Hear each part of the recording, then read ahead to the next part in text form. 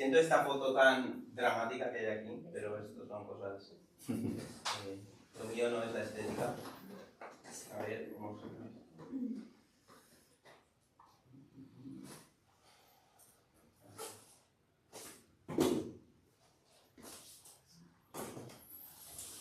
Vale, muy bien. Bueno, pues gracias por venir.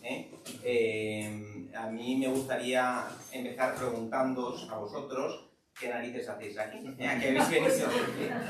¿A qué habéis venido a este curso, taller? ¿Qué hacéis aquí? ¿Qué esperáis encontrar de este rato? ¿Qué me decís? ¿Qué esperáis? Pues un prado de fresca hierba. Pues tienen las expectativas muy altas. Yo tengo la experiencia de que cada vez que he venido aquí he salido mejor. Así que por poco que me digas, me voy con el... Muy bien, me gusta más.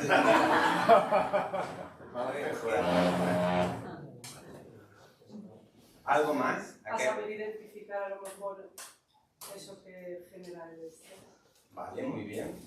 Poder identificar en nosotros mismos señales de estrés. Muy bien.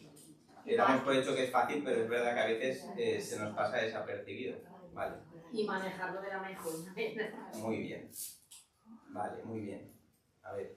Yo también puedo ver las herramientas que utilizo, confrontarlas y ver si son correctas, tengo que ponderarlas al alza, a la baja, pero a veces aplico herramientas que veo que mi entorno no me entiende. Muy bien. Y digo, pues a lo mejor... Vale, muy bien. Bueno, pues a ver si podemos contrastar un poco. Muy bien. ¿Algo más?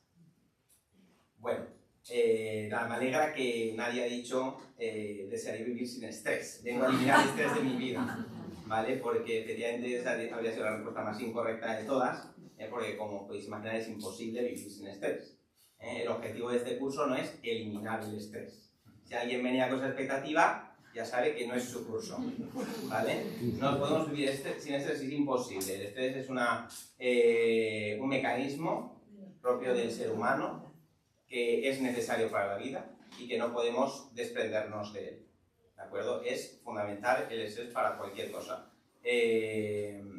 Entonces, no solo eso, sino que el estrés es bueno para nosotros. Bueno para nosotros, nos ayuda a afrontar muchas actividades y tiene una importancia en el sentido de que es un tipo de sufrimiento. El estrés no nos gusta. El estrés nos hace sufrir, es una experiencia desagradable, ¿vale? Y esa experiencia desagradable, como todas otras, es algo que es propio del ser humano y la vida humana. El sufrimiento tampoco es algo que podamos desprender de la vida humana.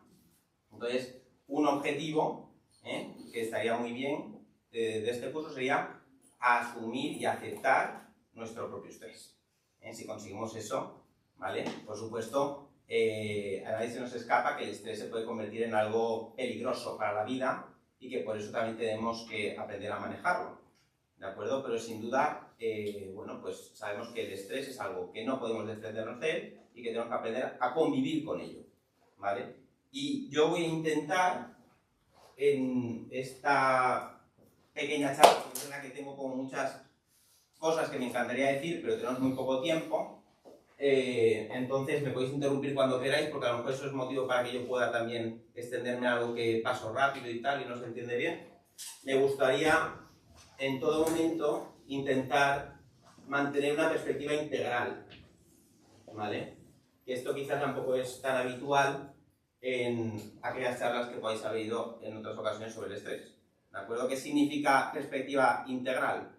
Bueno, pues significa partir de una visión antropológica adecuada o completa, integral, que no elimine de la persona ninguna de sus dimensiones, ¿de acuerdo? De modo que yo voy a intentar que este fenómeno que es el estrés lo veamos sin obviar ninguna de estas partes, ¿vale? Partiendo de que tenemos una esfera biológica, una esfera psíquica y una esfera espiritual.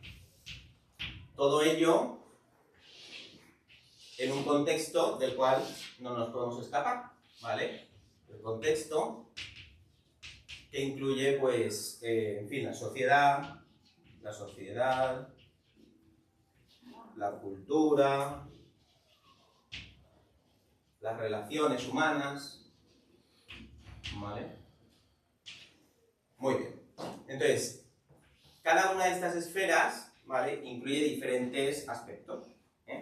La esfera biológica hace referencia, pues bueno, pues a todo nuestro cuerpo, pero es verdad que si incluso pudiéramos hacer este dibujo, no voy a tener tanta capacidad, pero lo podemos hacer como en 3 dimensiones, veríamos como que incluso dentro de cada esfera hay como diferentes capas también, diferentes profundidades, ¿no? Una primera capa de la biológica incluiría, pues, el aspecto más externo de nuestro cuerpo, nuestros órganos, nuestros huesos, ¿no? Pero si vamos ahondando en esa capa biológica podemos alcanzar, por ejemplo, nuestros genes, ¿no? No deja de ser parte de esa esfera biológica. Bueno, pues hay una parte del estrés que efectivamente tiene que ver con esta capa, ¿no? Luego está la dimensión psíquica, que es verdad que es como muy...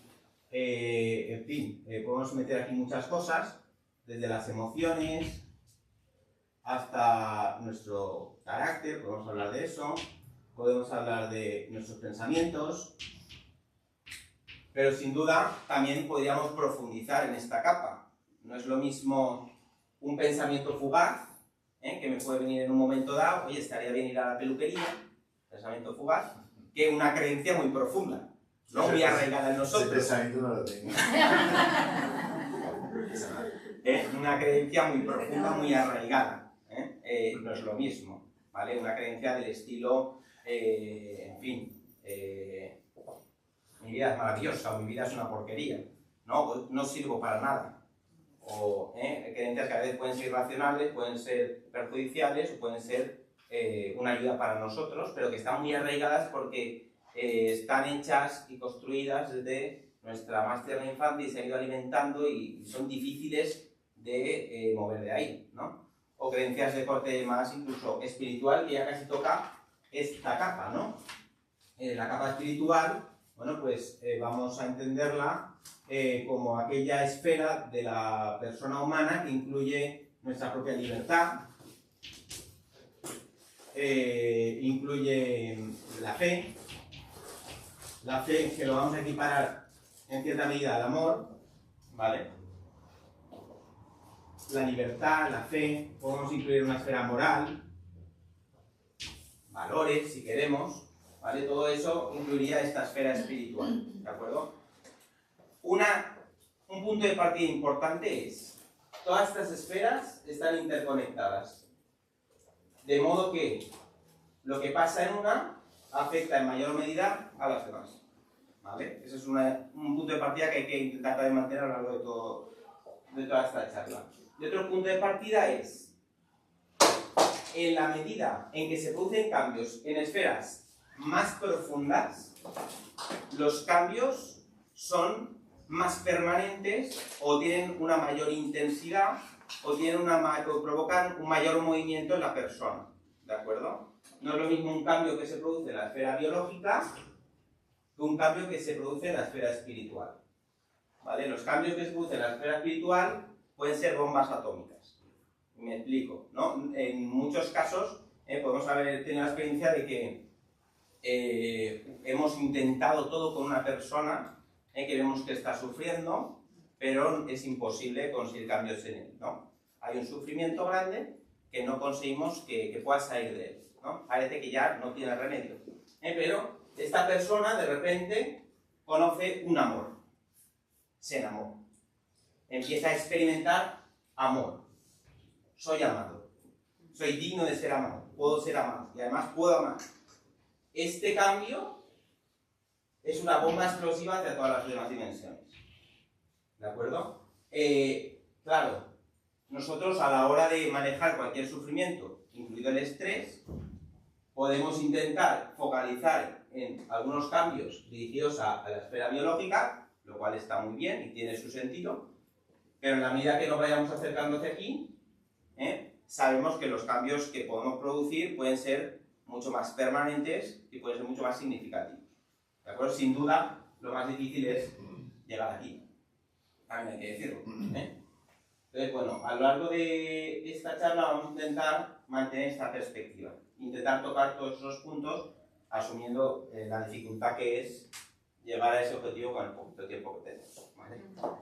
Muy bien, bueno, pero tenéis motivos para estar estresados, ¿eh? Todos estáis en activo, todos sois profesores, la mayoría, y tenéis motivos para estar estresados.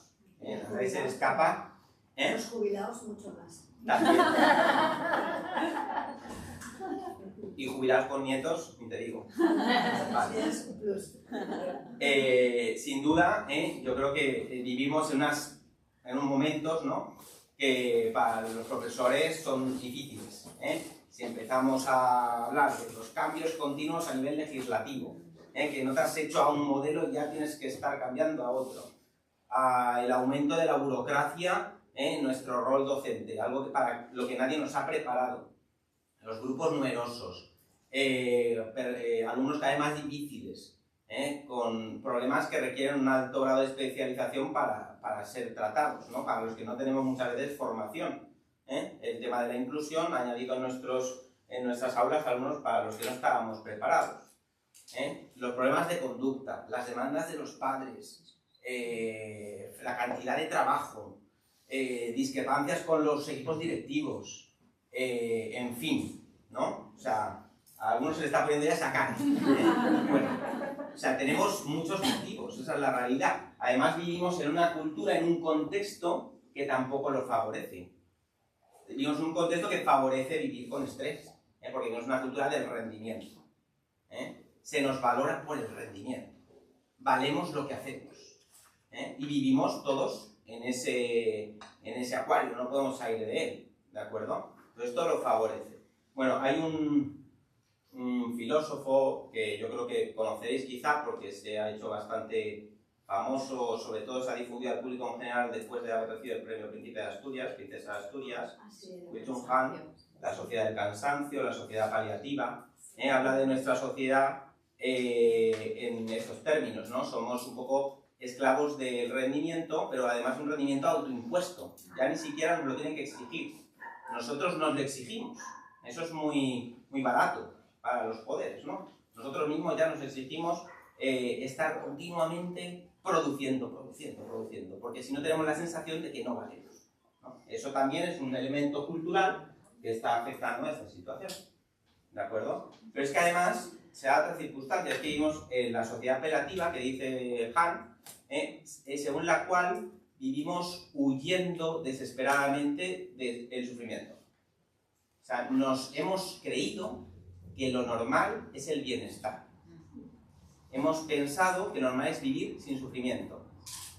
Y exigimos, cuando ese bienestar que anhelamos y que deseamos no se cumple, exigimos que se nos reponga, ¿no? Y cuando una catástrofe, una situación sobrevenida, afecta a nuestra vida y nos hace entrar en sufrimiento, lo vimos con una injusticia total. Porque lo normal, lo de derecho, lo que nos merecemos es el bienestar. Un bienestar que además supuestamente depende de que los poderes estatales nos lo proporcionen, ¿no? Y nos lo garanticen. Vivimos un poco en esa huida constante del sufrimiento, lo cual nos hace pues menos tolerantes hacia el sufrimiento. De modo lo que antes podía ser pues, un sufrimiento llevadero, hoy en día se convierte en un auténtico drama. Esto no es una crítica hacia nadie en particular, porque todos estamos ahí, ¿de acuerdo? Tenemos menor tolerancia hacia el sufrimiento. Entonces, todo esto es un caldo de cultivo que, pues efectivamente, nos hace vivir absolutamente angustiados y estresados. Entonces, ¿podemos manejar de alguna forma todo esto? ¿Cómo intervenir? ¿Cómo afrontar los distintos frentes, ¿no?, a los que afecta este sufrimiento que, efectivamente, atraviesa a la persona completa? Atraviesa a la persona. Estamos atravesados por el sufrimiento. Lo que pasa es que, frente a esa forma de vivir huyendo del sufrimiento, nosotros hablando en términos, considerándonos a todos quizá cristianos o no, pero ya no solo desde un punto de vista cristiano, sino desde un punto de vista antropológico, el sufrimiento es algo que nos conviene. El sufrimiento es algo humano, el sufrimiento es algo que nos hace humanos. O sea, si somos humanos es porque sufrimos. Si no sufriéramos seríamos piedras. Si fuéramos piedras, efectivamente viviríamos en paz absoluta. Una vida muy tranquila, la vida de un mineral. Pero no podríamos disfrutar de esa vida porque no tenemos ni conciencia ni afectos, por lo tanto no se puede disfrutar de esa paz. Si podemos disfrutar de la paz es porque podemos sufrir también, ¿de acuerdo? Somos humanos. El sufrimiento nos hace humanos y el sufrimiento tiene un sentido. El sufrimiento es bueno. El sufrimiento en términos generales nos ayuda a experimentar nuestra vulnerabilidad. Nos ayuda a ver que nosotros somos seres limitados, que necesitamos ayuda de los demás, que no lo podemos todo, que somos limitados, que nuestra vida es finita, que el tiempo se acaba, que un día nos moriremos. Y esto también es una motivación para la vida. Víctor Frankl decía que gracias a que sabemos que somos finitos, podemos dar importancia a las cosas. Si no, no daríamos importancia a nada y procrastinaríamos continuamente, porque tengo todo el tiempo del mundo, ¿no? Entonces el sufrimiento es algo bueno, es algo humano. Además el sufrimiento también es una ayuda muy importante al ser humano porque hace nacer la compasión. El sufrimiento nos vincula. El sufrimiento hace comunidad. El sufrimiento nos ayuda a amarnos. O sea, va a lo más profundo de la persona. De modo que el sufrimiento es fundamental. ¿Cómo vamos a intentar vivir sin sufrimiento? Si el sufrimiento justamente es lo que más nos humaniza. De modo que hay que tener mucho respeto al sufrimiento. Tiene algo de sagrado el sufrimiento. No podemos, o tenemos que tener mucho cuidado. Habría que hacer un discernimiento al menos. Yo que me dedico a la psicología, hay que hacer un discernimiento también. Esta persona está huyendo desesperadamente del sufrimiento. Quizá quiere quitarse el sufrimiento antes de haber respondido a la llamada que hay en ese sufrimiento y que le hace un bien responder a esa llamada. Si vamos al punto de vista cristiano, todavía nos vamos más lejos, ¿no? El sufrimiento es oportunidad de conversión. El sufrimiento es momento propicio para unirnos a Cristo.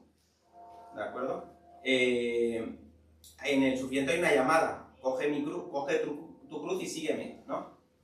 Y si estamos intentando evitar el sufrimiento y de esa forma estamos perdiendo la oportunidad de conversión, de seguir esa llamada, por lo tanto hay que tener un respeto. Hay que tener un respeto y, no hay que, y la actitud que más nos favorece es no huir de él. Insisto, como decíamos antes, el estrés, como otros sufrimientos, pueden llegar a convertirse en un verdadero problema también para nosotros. A nadie se le escapa esta realidad, ¿de acuerdo? Pero habrá que hacer el discernimiento antes, No se trata de ser masocas ni ir buscando sufrir, Es lícito y es lógico que busquemos ayuda cuando estamos necesitados y sufrientes. Y del mismo modo que es lícito que proporcionemos ayuda a los que sufren, ¿no? Cuando decíamos que el sufrimiento genera solidaridad, genera compasión y ayuda, quiere decir que tenemos nosotros también una llamada ante el sufrimiento de los demás, ayudar, ¿vale? Así que habrá que hacer un discernimiento, huir del sufrimiento no, pero paliar el sufrimiento sí, ¿de acuerdo? Entonces, el sufrimiento nos hace humanos, ¿de acuerdo? Entonces, nuestra perspectiva será esa. No queremos huir del sufrimiento, ni queremos vivir sin estrés. Esa vida zen, en un jardín de bambús, con ohms y con pajaritos cantando, que a veces anhelamos, que está muy bien, porque es verdad que hay un deseo de paz, bueno, pues una vida que no es a la que estamos llamados, es una vida imposible, es una vida sin sufrimiento, ¿de acuerdo? Sin duda, el sentido con sufrimiento, porque decimos, hombre, pero es que es verdad que buscamos la paz también, ¿no? El sentido sin sufrimiento, el sufrimiento sin sentido, nos lleva a la desesperación, sin duda, y es un problema grave. Pero el sentido con sufrimiento es un sufrimiento, lo he dicho al revés, el sufrimiento sin sentido, usted hace un trabalengua, el sufrimiento sin sentido nos lleva a la desesperación. El sufrimiento con sentido ¿vale? Es un sufrimiento que nos lleva a experimentar paz y alegría, ¿de acuerdo? Y esa paz y esa alegría no nos la, es una paz y alegría que toca las esferas más profundas de la persona. Antes decía, en todas las esferas hay como niveles de profundidad, ¿no? Hemos hablado de las emociones. Hoy en día es que se habla de las emociones de una forma muy ligera, ¿vale? Emociones, bueno, pues los psicólogos hablamos de las emociones de una forma muy ligera, pero es que las emociones hay de muchos tipos. Y hay algunas que tienen mayor profundidad que otras, ¿eh? No es lo mismo la alegría, ¿no? De un sufrimiento con sentido, la alegría de experimentar que dos familiares tuyos, a los que quieres mucho y que llevan toda la vida enfrentados, se perdonan. Esa alegría es la misma alegría que la alegría que te produce, no sé, que tienes una oferta de 2x1 en tu producto favorito. Pues eso es alegría, ¿no? Es te alegra y dices, oye, mira qué bien, me llevo 2 por el precio de 1. Fantástico, me alegra, pero no tenemos palabras quizá para diferenciarlas, pero la realidad es que no son lo mismo, ¿no? Bueno, pues hay alegrías que son mucho más profundas. Una de ellas es la de vivir un sufrimiento con sentido. ¿Vamos a privar a alguien de vivir esa alegría porque está huyendo desesperadamente del sufrimiento? Hagamos el discernimiento, ¿vale? Bueno, no insisto en eso. Entonces, el estrés es un tipo de sufrimiento muy particular, que es el que nos toca nos toca tratar aquí. Bueno, el estrés, si vamos rascando en el estrés, ¿qué hay detrás del estrés? ¿De qué está hecho el estrés? Escarbamos hacia sus raíces, encontramos que lo que hay en el fondo, en el estrés, es miedo. ¿Vale? Quizá no es lo que experimentamos habitualmente, experimentamos otras cosas, experimentamos la ira, ¿no? La agresividad que nos produce, que nos tiene con la mecha corta, que nos tiene agotados, que experimentamos otras cosas, pero detrás del estrés lo que hay es un miedo. ¿Miedo a qué? ¿A qué tenemos miedo? Pues tenemos miedo a no dar la talla, tenemos miedo a que no nos valoren, a que no nos reconozcan los esfuerzos, tenemos miedo a perder un trabajo, tenemos miedo pues, a no ser reconocidos, tenemos muchos miedos, a no llegar, a perder el control de las situaciones, tenemos muchos miedos. Todos esos miedos, en el fondo, también van a parar hasta aquí, y es que se pueden sintetizar en un miedo a no ser. Un miedo a no ser, que también es una forma de decir, un miedo a no ser amados, ¿vale? Porque nuestro ser se constituye a través del amor, ¿vale? Somos y nos reconocemos que somos en la medida que somos amados. De modo que en el fondo de este sufrimiento hay un miedo a no ser amados. Ciertamente no es lo que experimentamos conscientemente cuando estamos estresados, no estamos ahí. Pero de fondo estamos ahí. Lo digo porque, hombre, claro, queremos conocer qué capas toca el estrés, porque hemos dicho que los cambios que se producen aquí son los que tienen mayor potencia, ¿no? Una persona que se siente y se experimenta amada, hombre, no va a vivir sin estrés, porque hemos dicho que es imposible. Pero desde luego le puede ayudar a vivirlo con mayor sentido. Y le puede ayudar a vivirlo de una forma mucho más moderada, a mitigar un poco todos los efectos negativos del estrés, a aprender a moderarlo, ¿de acuerdo? Desde detrás siempre hay un miedo. La cadena sería un poco... no me queda mucha pizarra ahí, pero bueno, la cadena sería un poco miedo en la base, ansiedad, que sería un tipo de miedo muy concreto, un tipo de miedo que tiene un componente anticipatorio, un miedo ante un evento que todavía no ha sucedido, que está en nuestra imaginación, está en el futuro, pero no ha sucedido. De modo que la ansiedad es un tipo de miedo, ¿vale? Esa ansiedad se convierte en estrés. El estrés, a su vez, es un tipo de ansiedad o miedo que implica una experiencia de presión, una experiencia de sobrecarga, una experiencia de que hay muchas demandas a las que no soy capaz de responder, ¿no? Hay un exceso, se me está exigiendo que dé unas respuestas y hago una especie de juicio según el cual interpreto que no tengo recursos suficientes para atender a todas las demandas, ¿de acuerdo? Este estrés se puede cronificar.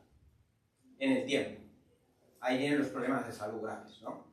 Y más que problemas de salud, hablaremos también de otros problemas que incluyen todas las esferas de la persona. Entonces, el estrés cronificado en el tiempo, en el ámbito laboral, cuando ya lleva unas consecuencias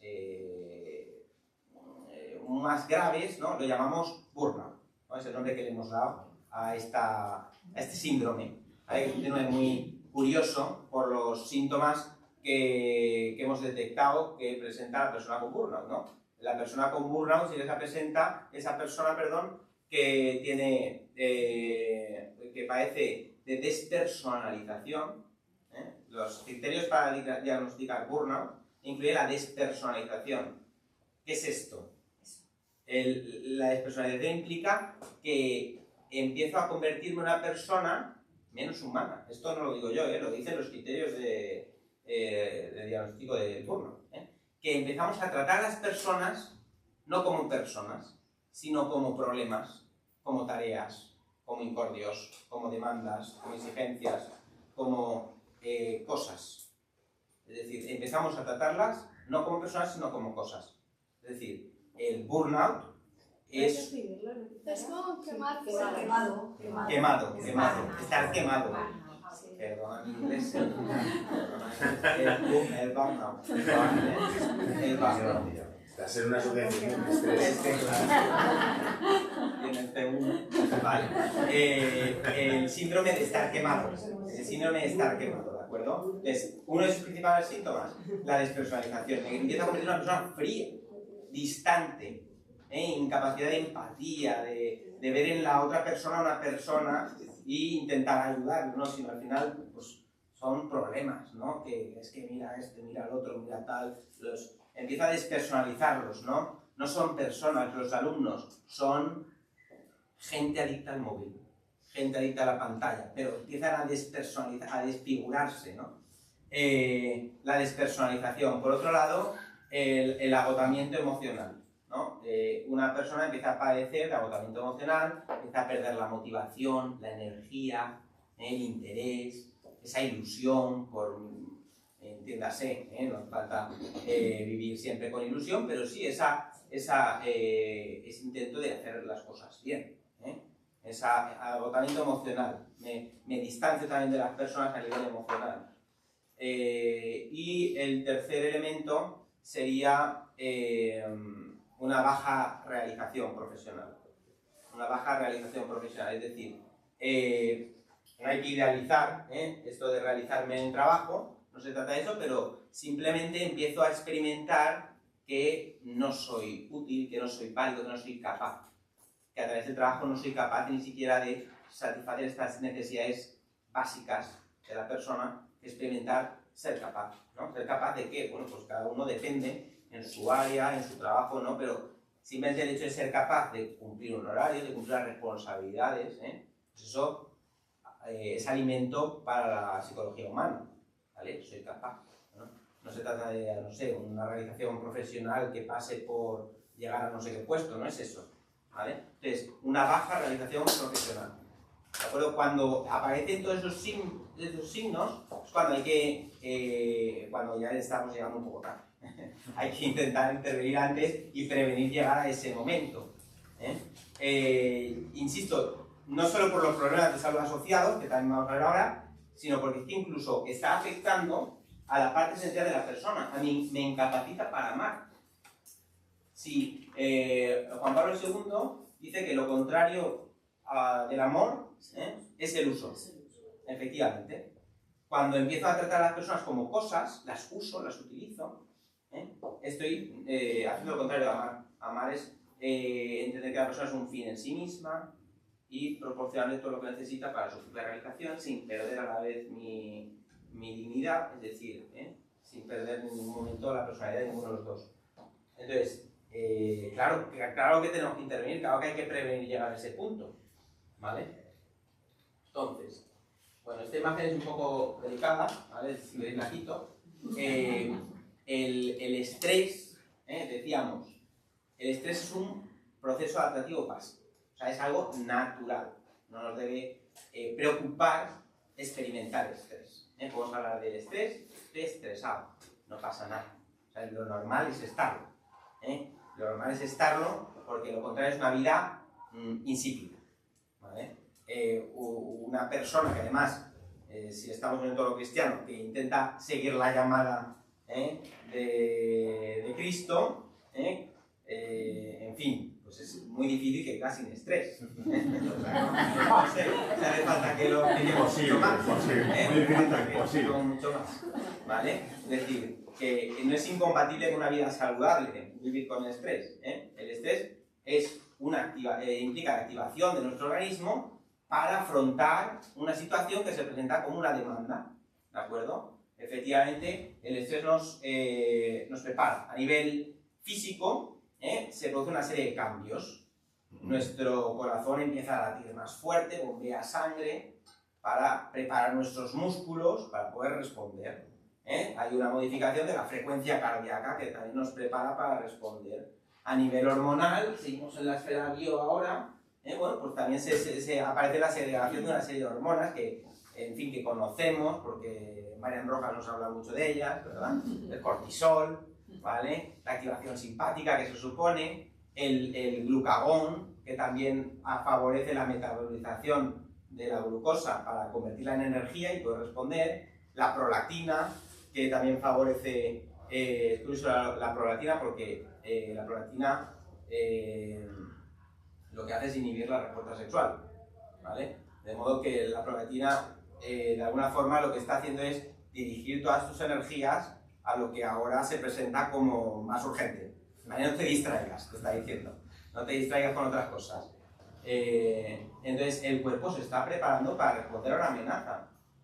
Lógica y normal. Cuando una persona pues, te tiene que inventar una situación novedosa, te piden que des una escuela de padres, pues bueno, todos esos mecanismos se activan. Se activan. Es lo normal. Hay algunas personas que tienen una sensibilidad mayor hacia estos signos del cuerpo y se asustan. Se asustan.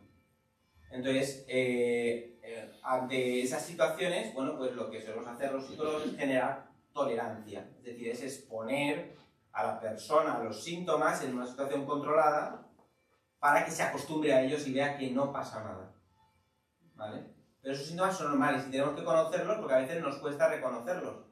También se producen cambios a nivel intestinal, ¿no? En el sistema digestivo, en el sistema inmunitario, ¿de acuerdo? Aparecerá, supongo, aquí más adelante, el estrés aparece en un momento en el que hay una señal de alarma, pero si se prolonga en el tiempo, se genera una situación que se llama de resistencia, ¿vale? Es una activación prolongada. Esa activación prolongada no puede ser indefinida, nuestro cuerpo no tiene tanta energía. Llega un momento que el cuerpo baja, ¿vale? Entra en situación de agotamiento. Ese es el momento más peligroso porque es en el que pueden aparecer más problemas de salud. Puede ser afectaciones al sistema inmunitario, etcétera, etcétera. ¿De acuerdo? De modo que todos hemos experimentado periodos de estrés que cuando por fin han acabado el periodo de evaluación. Y de repente 3 compañeros caen enfermos, ¿no? Efectivamente, ¿vale? Han superado ese periodo de resistencia, ha sido quizás demasiado prolongado y su organismo pues ha caído, ¿de acuerdo? Muy bien, bueno, no sé qué iba a decir ahora. Vale, pues entonces, una cosa que sería interesante y que yo creo que nos puede ayudar es intentar identificar nuestro nivel de estrés, ¿vale? Porque así sabremos si estamos ya a pique, nos hemos ido ya a pique, estamos en el hoyo, o quizá estamos cogiendo la cosa con tiempo, ¿vale? En realidad lo que vamos a medir con esta escala sería el burnout, ¿vale? El burnout. Vamos a medirlo y bueno, es muy sencillo, va a ser muy rápido porque solo son 22 ítems, ¿vale? Los leemos tranquilamente. Y nos dice, indica con qué frecuencia experimentas cada una de las siguientes situaciones. Es un cuestionario que está además focalizado para docentes, ¿vale? Entonces, intenta contextualizar las situaciones.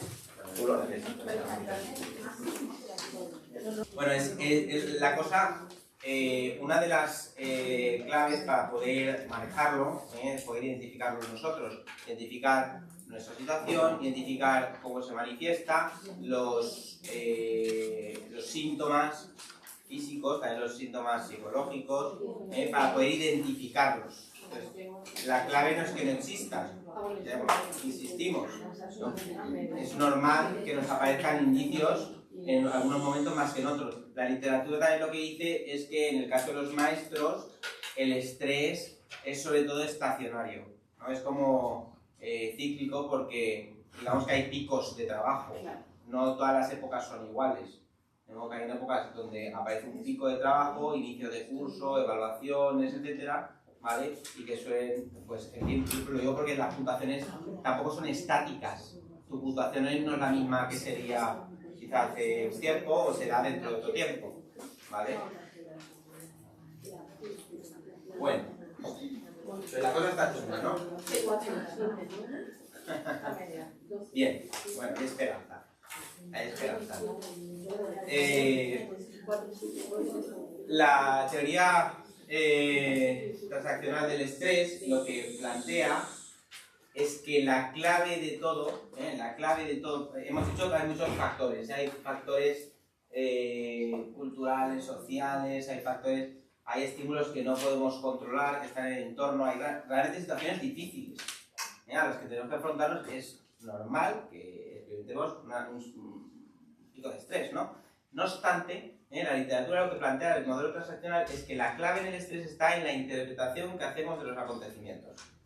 La clave es la interpretación, es decir, un mismo hecho puede ser interpretado de diferentes formas. Un mismo hecho puede ser interpretado como amenaza o puede ser interpretado como oportunidad. Hay muchos acontecimientos que aparecen en nuestra vida que nosotros los interpretamos de forma automática como una amenaza, pero esa interpretación está sujeta a error. Nuestras interpretaciones no son siempre buenas, nos equivocamos al interpretar las cosas. Un ejemplo clásico que suele usar para hablar de esto es el ejemplo de, bueno, imaginaos que os cruzáis con un compañero de trabajo por la calle, en la misma acera, enfrentados, tú le saludas y él pasa de largo, sin decir nada. ¿Y la ha visto? ¿Vale? ¿La ha visto? Parece que sí. Parece que sí, ¿vale? Claro, ¿cómo interpretas esa situación? No, dice que me ha visto. Ya, pero que te vea no significa que esté pensando en otra cosa. Parece que sí que te ha visto. Parece. Lo ha hecho adrede. No, Lo ha hecho adrede. que parece que lo ha hecho. Bueno, no me digáis qué interpretéis vosotras. Decidme qué puede interpretar alguien. Es un maleducado. Menudo maleducado. Tiene prisa. Tiene prisa. ¿Qué le he hecho yo? Que no tiene ganas de ¿Qué le habré hecho yo? Que no le caigo bien. No le caigo Está bien. pensando en otra cosa. Porque Está distraído. Que yo la distraído. No lo va a contar. Tiene prisa. No lleva las gafas. No lleva. Muy bien. Vale, Iba a fantástico. comprarme un regalo y lo he pillado. Eso sí que es optimismo. Vale, muy bien. Que ha salido saturado de casa y no le da para más. Vale, muy bien, de acuerdo. La cosa es que hay infinitud de interpretaciones, porque el hecho tiene un grado de ambigüedad. ¿Vale? La realidad es que muchos acontecimientos de nuestra vida tienen un cierto grado de ambigüedad y nosotros los interpretamos a veces negativamente, a veces positivamente y muchas veces equivocadamente. ¿Vale? Entonces, las interpretaciones que hacemos, en la medida que tienen el signo amenaza, generan estrés. ¿De acuerdo? Entonces, si muchas de las situaciones que vivimos en la cotidianidad, en nuestro contexto laboral, aprendemos a identificarlas y descubrimos que son interpretaciones ambiguas y que podrían ser modificadas, pues eso es una forma de intentar ir atajando el estrés. ¿Vale? Eso requiere trabajo, hablaremos ahora un poco más de la cuestión de la intervención, pero la clave al final está en la interpretación. ¿Vale?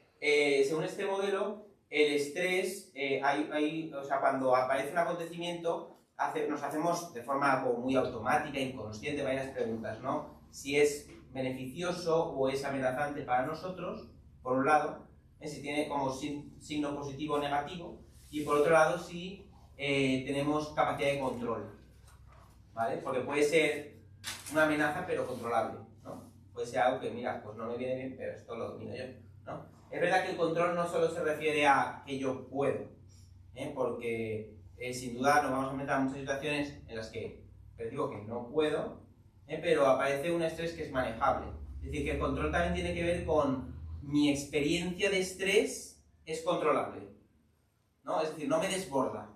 No sé si me estoy explicando. No es solo un control de la situación, sino un control de mi experiencia de estrés. ¿De acuerdo? Porque efectivamente, de hecho, el experimentar no puedo no es malo. Decíamos que es muy natural. Es que es lo humano. Soy humano. No soy Dios. Soy criatura.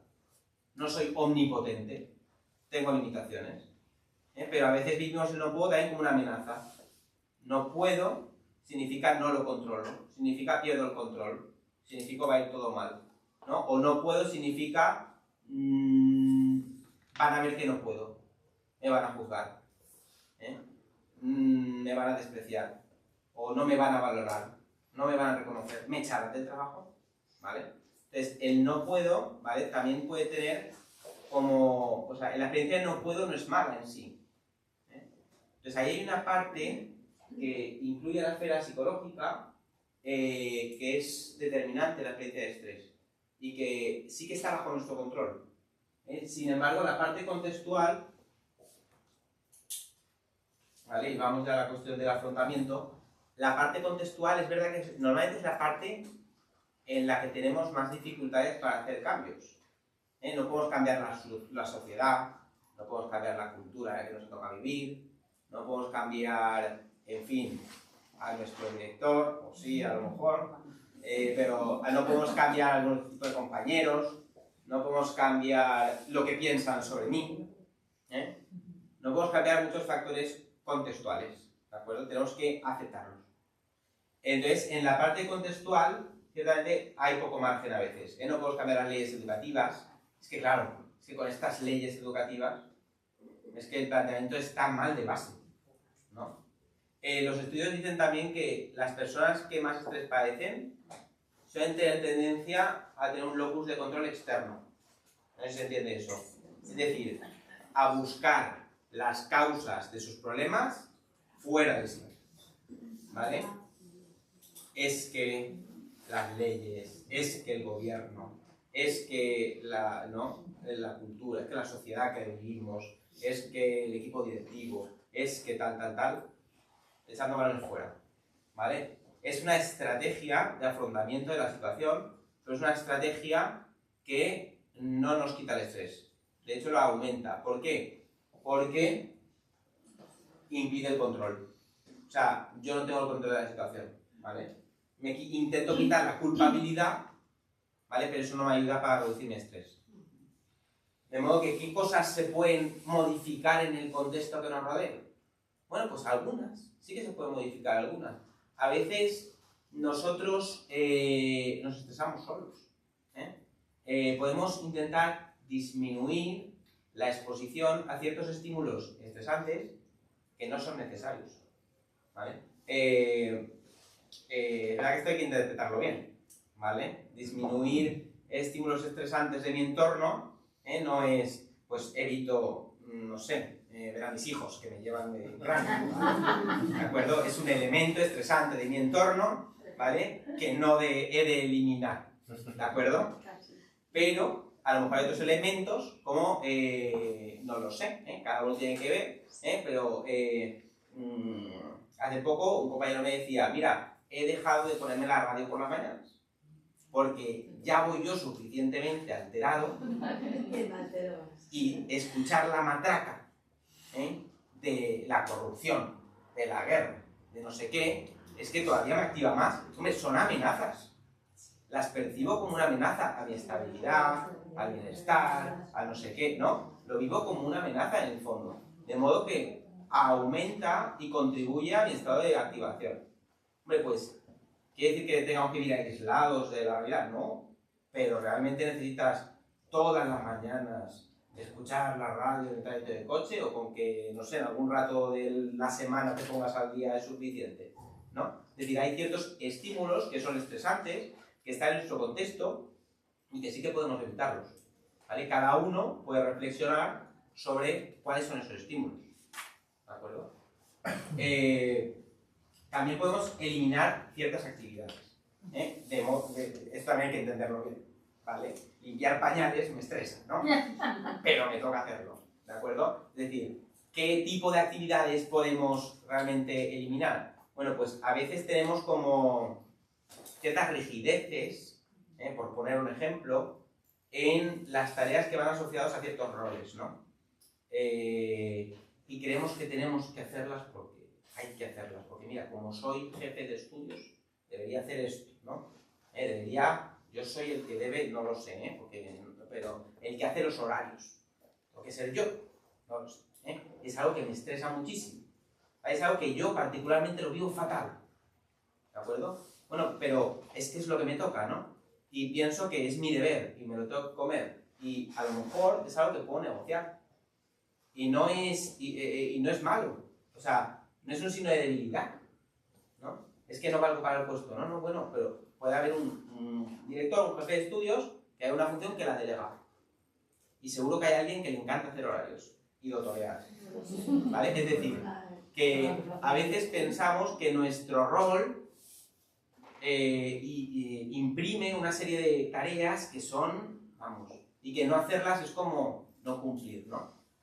Mi rol de padre, bueno, pues mira, es que debería contar cuentos a mis hijos todas las noches para ser un buen padre, ¿vale? Y acabo viéndolo con un estrés, porque claro, se convierte ya en una obligación, y ahí todos los días y tal.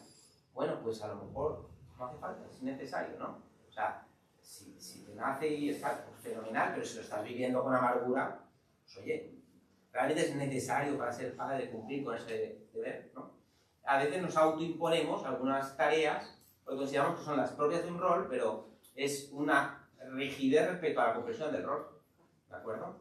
Entonces, para eso también es verdad que nos ayuda otra cosa muy importante, que es la comunicación. Lo he incluido aquí en el tema del contexto porque es una cuestión relacionada con las relaciones, pero bueno, lo podemos incluir en otros lugares, ¿vale? La comunicación, el expresar las cosas que siento, es una cosa que a algunas personas les resulta muy fácil y a otras personas les resulta muy difícil, ¿vale? Entonces, en esto siempre van a haber diferencias y cada uno tiene su forma de ser, pero sin duda expresar las cosas ayuda. Primero porque expresar deshincha un poco el globo, ¿vale? Siempre es como un desahogo. Mira, es que no puedo con esta situación, ¿vale? Y se deshincha un poco el globo, ¿vale? Y luego porque el efecto espejo que te hace el que te está escuchando es súper útil, ¿vale? Porque muchas veces te hace darte cuenta de que estás súper agobiado por una cosa que ya es muy fácil de solucionar, ¿vale? Delega, no lo hagas, hazlo así, lo que sea, ¿no? Y de repente te das cuenta que lo que para ti era una montaña insuperable, se puede superar. Entonces la comunicación, hablar las cosas, expresar las cosas, cada uno según su capacidad, porque no se trata de convertirse en lo que uno no es, y no decir que pues hay gente que tiene más dificultades para expresarse, no pasa nada, pero en la medida pues sabemos que ayuda. Entonces, el tener personas con las que hablar y que te escuchen, y no guardártelo para ti porque es un signo de debilidad, es un signo de debilidad, o no querer cargar con mi sufrimiento a los demás, o no querer agobiar, bueno, pues expresarlo. Otra cosa que estoy dando la matraca porque no parece quejarte, ¿vale? Pero no estamos en ese punto, ¿vale? Muy bien, comunicar, hablar, expresar. Otra cuestión importante es la gestión del tiempo. Esto es algo que también lo hemos incluido aquí en el contexto, porque al final implica adaptarse a ese contexto, ¿vale? Si yo sé que en el ámbito docente hay ciertos periodos especialmente estresantes, yo puedo anticipar.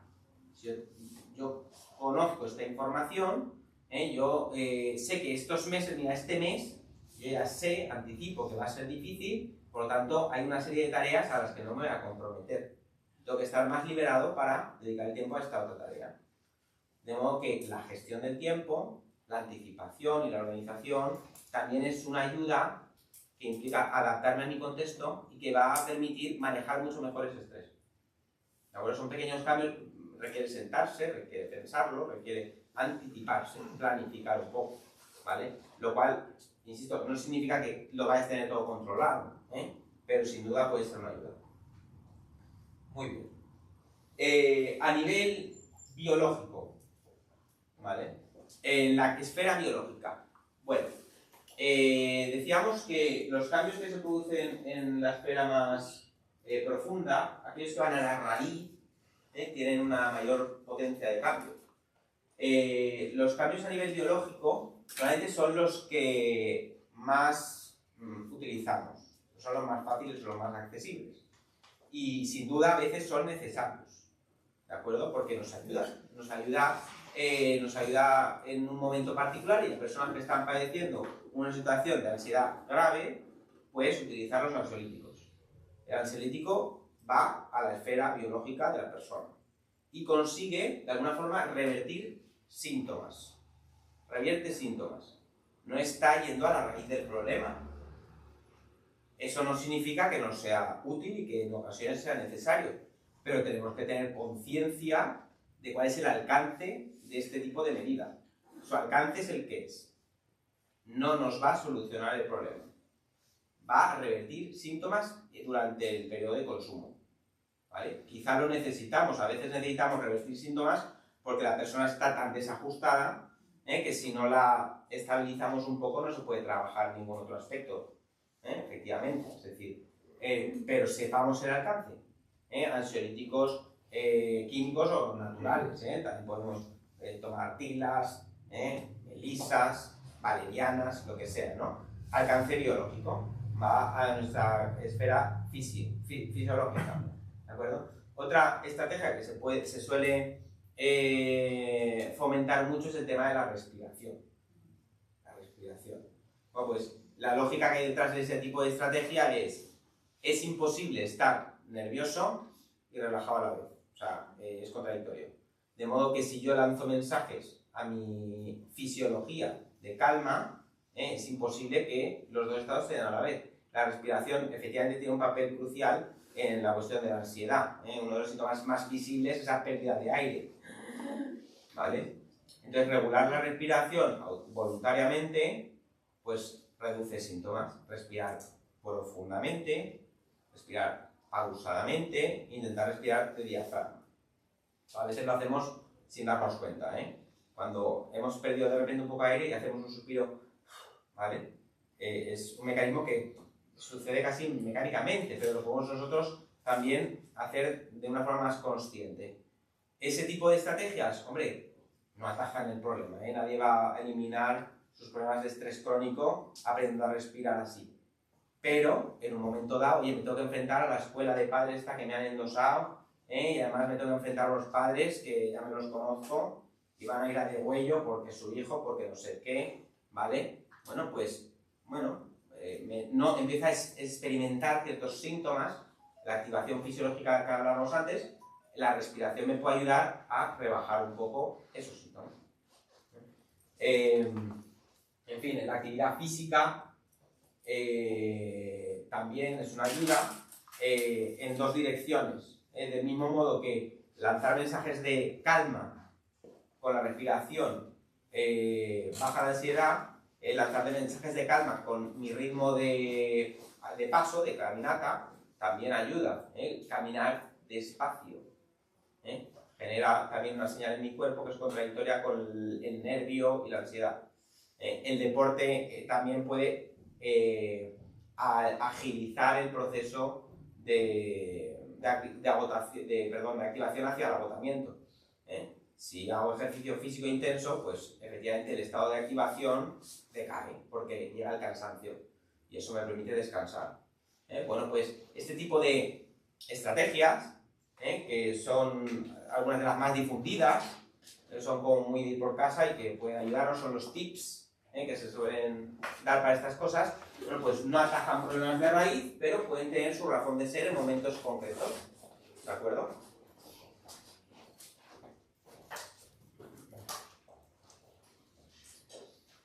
Vale.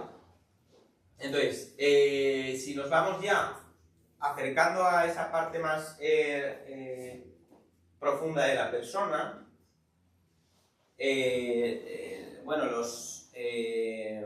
también la literatura revela que podríamos, digamos, identificar algunas habilidades o competencias que están a la base de muchos de los tratamientos psicológicos, que son muy dispares, muy diversos, para ayudar a manejar el estrés, ¿vale? Habría como, en esencia, algunas claves muy básicas que podrían ser compatibles con muchos tratamientos. Y vamos a intentar ver algunas de ellas el tiempo que nos dé, ¿vale? Pero tenemos una segunda sesión. Muy bien, bueno, los estudios también hablan de que las personas que más estrés padecen, decía que tienen un locus de control externo, echan balones fuera, la responsabilidad de mis problemas es de otros, no tienen control sobre la situación de esa forma y por lo tanto no pueden buscar soluciones. También se apuntan a que suelen tener una baja autoeficacia percibida. Baja autoeficacia percibida. Es decir, se sienten poco eficaces, se perciben a sí mismos como poco eficaces. No, me faltan competencias, me faltan recursos, me faltan, ¿vale? Una cosa es que uno se perciba así y otra cosa es que realmente, efectivamente lo sea. Puedo tener una visión muy pesimista de mí mismo, pero realmente es una persona muy capaz. De modo que esta percepción de autoeficacia también está sujeta a error. En cualquier caso, una vía para intentar atajar desde esa perspectiva la cuestión del estrés sería aumentar la percepción de autoeficacia. El camino como más pragmático puede ser, bueno, pues ver en qué cosas me siento poco competente, ¿no? Intentar solucionarlo. Pues mira, identificar, me cuesta este tipo de situaciones, pues me voy a formar, ¿no? Aumentar mi formación e intentar de alguna forma entrenarme en ello, no lo sé, buscar información, ¿vale? El capacitarme y detectar necesidades de formación y suplirlas. Sin duda, la experiencia también va a ser un elemento crucial para aumentar este tipo de problemas, ¿no? Cuanta más experiencia, me siento más. De modo que hay una parte que hay que asumir, que implica asumir que no soy todo lo eficaz que me gustaría ser, ¿vale? Entonces, aumentar la autoeficacia también pasa por intentar reconocer mis capacidades. Y en esto, de nuevo, el efecto espejo que te puede hacer otra persona es muy útil, ¿vale? A veces se hacen programas para tratar con niños, cuestiones de autoestima y todo esto, que son auténticas aberraciones, auténticas, no sé, mojigaterías, de vamos a empezar a hacer una lista de todas las cosas que me gustan de mis compañeros, ¿vale? Y, en fin, horribles, porque acaban con etiquetas generales así, no sé, unas chorradas. Aquí se trata de intentar de una visión realista, o sea, no así una cosa de vamos a decirnos cosas bonitas, para ponernos todos contentos, sino desde una visión realista poder hacer visibles en el otro, cuando no le son visibles, sus capacidades. Bueno, tú te sientes poco capaz, pero te das cuenta de las cosas que has conseguido, te das cuenta de los avances que has alcanzado, te das cuenta de, oye, mira, has conseguido, pues, oye, sacarte la carrera, oye, has conseguido un trabajo, has superado la entrevista, oye, esto lo haces bien, pues, sin duda hay cosas en las que tienes que mejorar, ¿no? Pero fomentar la conciencia de esas virtudes y capacidades que tengo, de modo que ese tipo de reflexión también puede ser una ayuda para aumentar la autoeficacia percibida. Bueno, decía, esto es porque me lo había dejado y quería retomarlo. Algunas habilidades que nos pueden ayudar de de tipo más psicológico y que van ya hacia las esferas más profundas, ¿vale? Tomar perspectiva. Tomar perspectiva y aumentar la conciencia. Aquí estamos ya aumentando conciencia, ¿no? Hemos aumentado conciencia de ciertos síntomas, ciertos signos que podemos ver en nosotros, quizá a veces pasan desapercibidos, pero ahora a lo mejor podemos fijarnos que están ahí, y poder identificarlos nos va a ayudar a poder atajar, ¿vale? Tomar conciencia, pero se trata también de tomar mayor conciencia de este proceso del que estamos hablando, de esos pensamientos que nos están perjudicando y que aparecen de forma automática y que no controlamos, pensamientos de tipo negativo, ¿no? Digamos, interpretaciones que no son realistas y que nos están haciendo daño, ¿vale? Entonces, para eso se requiere tomar distancia, tomar perspectiva. Y esto no es fácil. O sea, se dice rápido, pero luego no es tan fácil, implica pararse, implica silencio, implica calma, silencio externo o interno, y implica ir y distanciarme de eso, situarme en un lugar distinto a mí mismo, ¿vale? Es alejarme de mí, es como mirarme desde arriba, ¿vale? Y entonces empezar a mirar lo que estoy pensando, lo que estoy sintiendo, lo que estoy, mis sensaciones físicas, y entender que esas sensaciones, esos sentimientos, esos pensamientos no son yo. A ver cómo explico esto, ¿vale? No son yo. Esto es un poco darle la vuelta al cogito cartesiano, ¿vale? Que tanto nos ha confundido. El cogito cartesiano, pienso luego existo, ha derivado de toda una corriente filosófica, ¿no? Que alcanza nuestros días, que pone en la esencia de la existencia nuestra conciencia, ¿no? Lo más importante, la esencia de lo que soy, lo que me hace ser, existir, es mi conciencia interna, es lo que yo pienso, lo que yo siento, eso es lo más real. Y a partir de ahí viene todo lo demás, ¿no? Es la primera evidencia de que existo y de que soy, que siento, que pienso, de modo que se me presenta mi sentimiento y mi pensamiento como lo más verdadero que existe, ¿vale? Y el sentimiento que yo tengo, eso nadie me lo puede discutir y esa es la verdad, ¿de acuerdo? Bueno, pues este tomar distancia y perspectiva supone asumir que mis sentimientos y mis pensamientos no son la esencia de mi identidad. Son estados transitorios. Son cosas que me pasan, pero no son yo. ¿Vale? Son cosas que me pasan, pero no soy yo.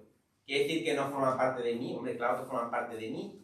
Y dicen mucho de mi forma de ser, claro que sí. Pero no son la esencia de mi identidad. Es más, se pueden cambiar. Mis sentimientos son muy variables, cambian continuamente. Y yo puedo hacer por cambiarlos también, en parte. Mis pensamientos también son modificables en parte, algunos más fáciles que otros. Pero entonces supone distanciarme, no identificarme con ellos y poder reflexionar sobre lo que me está ayudando y lo que no. ¿Vale? Este pensamiento no sé, me agobia la vida, ¿no? Esto hacia dónde me está conduciendo, ¿no? Como estamos en un público bastante familiar, ¿vale? La oración, sin duda una oración que incluye meditación, es todavía más eficaz que una técnica psicológica, me refiero. O sea, supone un tiempo de calma, de interioridad, de alguna forma, pero además supone un tiempo de diálogo. Un tiempo de diálogo, efecto espejo, y un tiempo de diálogo en el que Dios te ayuda a leer, interpretar lo que te está pasando. ¿De acuerdo? Es decir, mi interpretación no es la última, mi interpretación no es la verdad absoluta, ¿no? Sino que hay otras interpretaciones que me pueden ayudar y me pueden un poco, de alguna forma, vivir de una forma más realista, más ajustada a la verdad, ¿de acuerdo?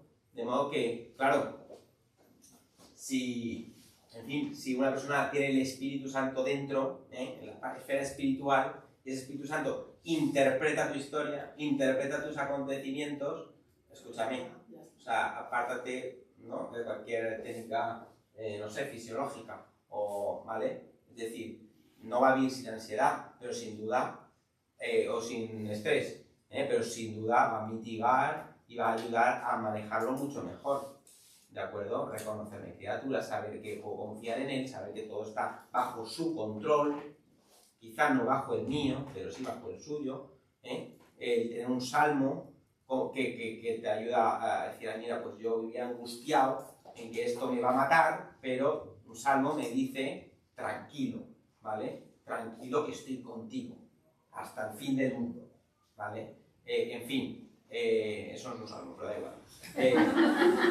La cosa queda clara, ¿no? Sí. Es un momento que ejemplifica muy bien la cuestión, ¿vale? Calma, pararse, esto lo difícil a veces es sacar el tiempo. Es que estoy tan estresado que no tengo ni tiempo para eso, ¿no? Pues justamente eso es lo que necesitamos, ese tiempo de pararme, distanciarme y buscar una lectura alternativa a lo que me está pasando. No dar por verdad mi pensamiento y mi sentimiento como última verdad, ¿vale? Bueno, se está agotando el tiempo. La idea sería la siguiente. Yo os voy a pasar otro cuestionario ya para casa, para aumentar vuestro estrés. Pero como ahora ya sabéis manejar un poco más, vais a interpretar de otra forma esta tarea, que tiene que ver con vuestras estrategias de afrontamiento, ¿vale? Y os va a ayudar a identificar cómo afrontáis el estrés habitualmente, ¿de acuerdo? Además, os pregunta sobre una situación particular, que estaría muy bien que la próxima sesión pudiéramos, en semestre como voluntario, quizá incluso poder trabajar a partir de ejemplos concretos, ¿vale? Porque nos queda alguna que otra cuestión por ver de cara al afrontamiento, pero lo más útil es verlo con ejemplos, ¿vale? Entonces, la próxima sesión terminaríamos de ver algunas formas de manejar el estrés y usaríamos algunos ejemplos como base para hacerlo, ¿de acuerdo? Y por si alguno no vuelve para la próxima sesión y como hemos empezado con un salmo, nos vamos a acabar con un salmo, mirad cómo cambió la cara de esta chica. ¿Os acordáis cómo estaba al principio? ¿Vale? Pero veo que estamos en comunión total porque, en fin, yo había puesto un salmo para acabar. Que, en fin, que a mí particularmente me ha ayudado en muchas ocasiones, ¿no? Los que confían en el Señor son como el monte Sión, no tiembla, está sentado para siempre. Eso es justamente tener una interpretación alternativa a tu historia. O sea, quizá yo no tengo el control, es muy humano, pero hay alguien que sí lo tiene y confío en él. Entonces, bueno, pues ojalá podamos poner nuestra confianza en aquello que realmente puede ayudarnos. En fin, pues nos vemos la semana que viene, quien quiera y pueda ir. Muy bien.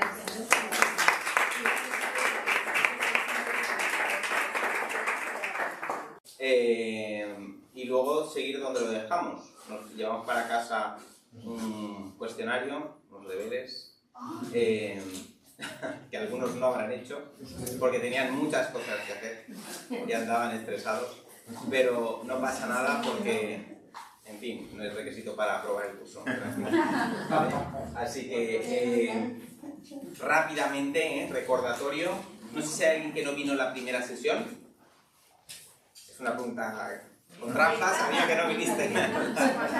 Vale, muy bien, fenomenal. Bueno, pues entonces con más motivo, bueno, recordáis que hicimos una introducción al fenómeno del estrés partiendo de una mirada existencial, ¿vale? Hablábamos de esta sociedad en la que vivimos y de la que no podemos escapar, afanada por la productividad, por la eficacia, esta sociedad del cansancio, decíamos, según Han, ¿de acuerdo? Que incluso nosotros mismos tenemos una perspectiva o nos valoramos a nosotros mismos según nuestra productividad, ¿no? Y esto sin duda afecta a nuestra forma de afrontar el día a día, a nuestras expectativas y a nuestro estrés, ¿no? Decíamos que el estrés es un fenómeno natural, adaptativo, es una experiencia negativa y como todo sufrimiento, experiencia negativa, también detrás de él hay una llamada a la que tenemos que responder. El estrés, detrás de todo sufrimiento hay una llamada. Y mucho antes y mucho más importante de intentar eliminarlo, nos interesa saber si estamos respondiendo a la llamada que hay detrás. Una llamada que efectivamente habrá que discernir, si esta llamada pasa por ver si nos estamos afanando y estamos poniendo nuestro corazón en el ser de alguna forma, ¿no? En el reconocimiento de otras personas, en el que se me valore por lo que hago, etcétera, etcétera. O quizá si efectivamente pues decíamos que estamos atados por el miedo, ¿no? Decíamos, en el fondo, el miedo es lo que hay a la base de cualquier estrés, ¿vale? Este estrés, que es algo natural, que nos ayuda, que nos permite enfrentarnos a las amenazas, en el fondo lo que hay, ¿de qué está hecho? De miedo. Y veíamos como efectivamente tenemos muchos miedos, miedos laborales, a que nos despidan, miedo a que no me reconozcan, miedo a no dar la talla, miedo, y todo esto nos hace o generar nosotros una actitud perfeccionista a veces, o afanada, ¿no? Que nos lleva a intentar pues vivir bajo esta vorágine, esta actividad, etc. Bueno, estoy resumiendo mucho. Muy bien, bueno, hablamos un poquito de este proceso de estrés, veíamos cómo nos afecta a la salud, hicimos una pequeña evaluación del estrés, no tanto del estrés en realidad, porque si medimos el estrés, hay escalas de estrés percibido, pero en fin, vamos, con total seguridad va a ser que todos percibimos que tenemos estrés, entonces eso no nos servía demasiado. A mí me interesaba más ver si estamos quemados, ¿vale? si ya llegamos tarde, si ya nos hemos pasado de rosca, además asumiendo que es que vivir con estrés tiene una parte que es necesaria, incluso buena, ¿no? Dar la vida, sin duda, no es algo relajante, es una parte estresante.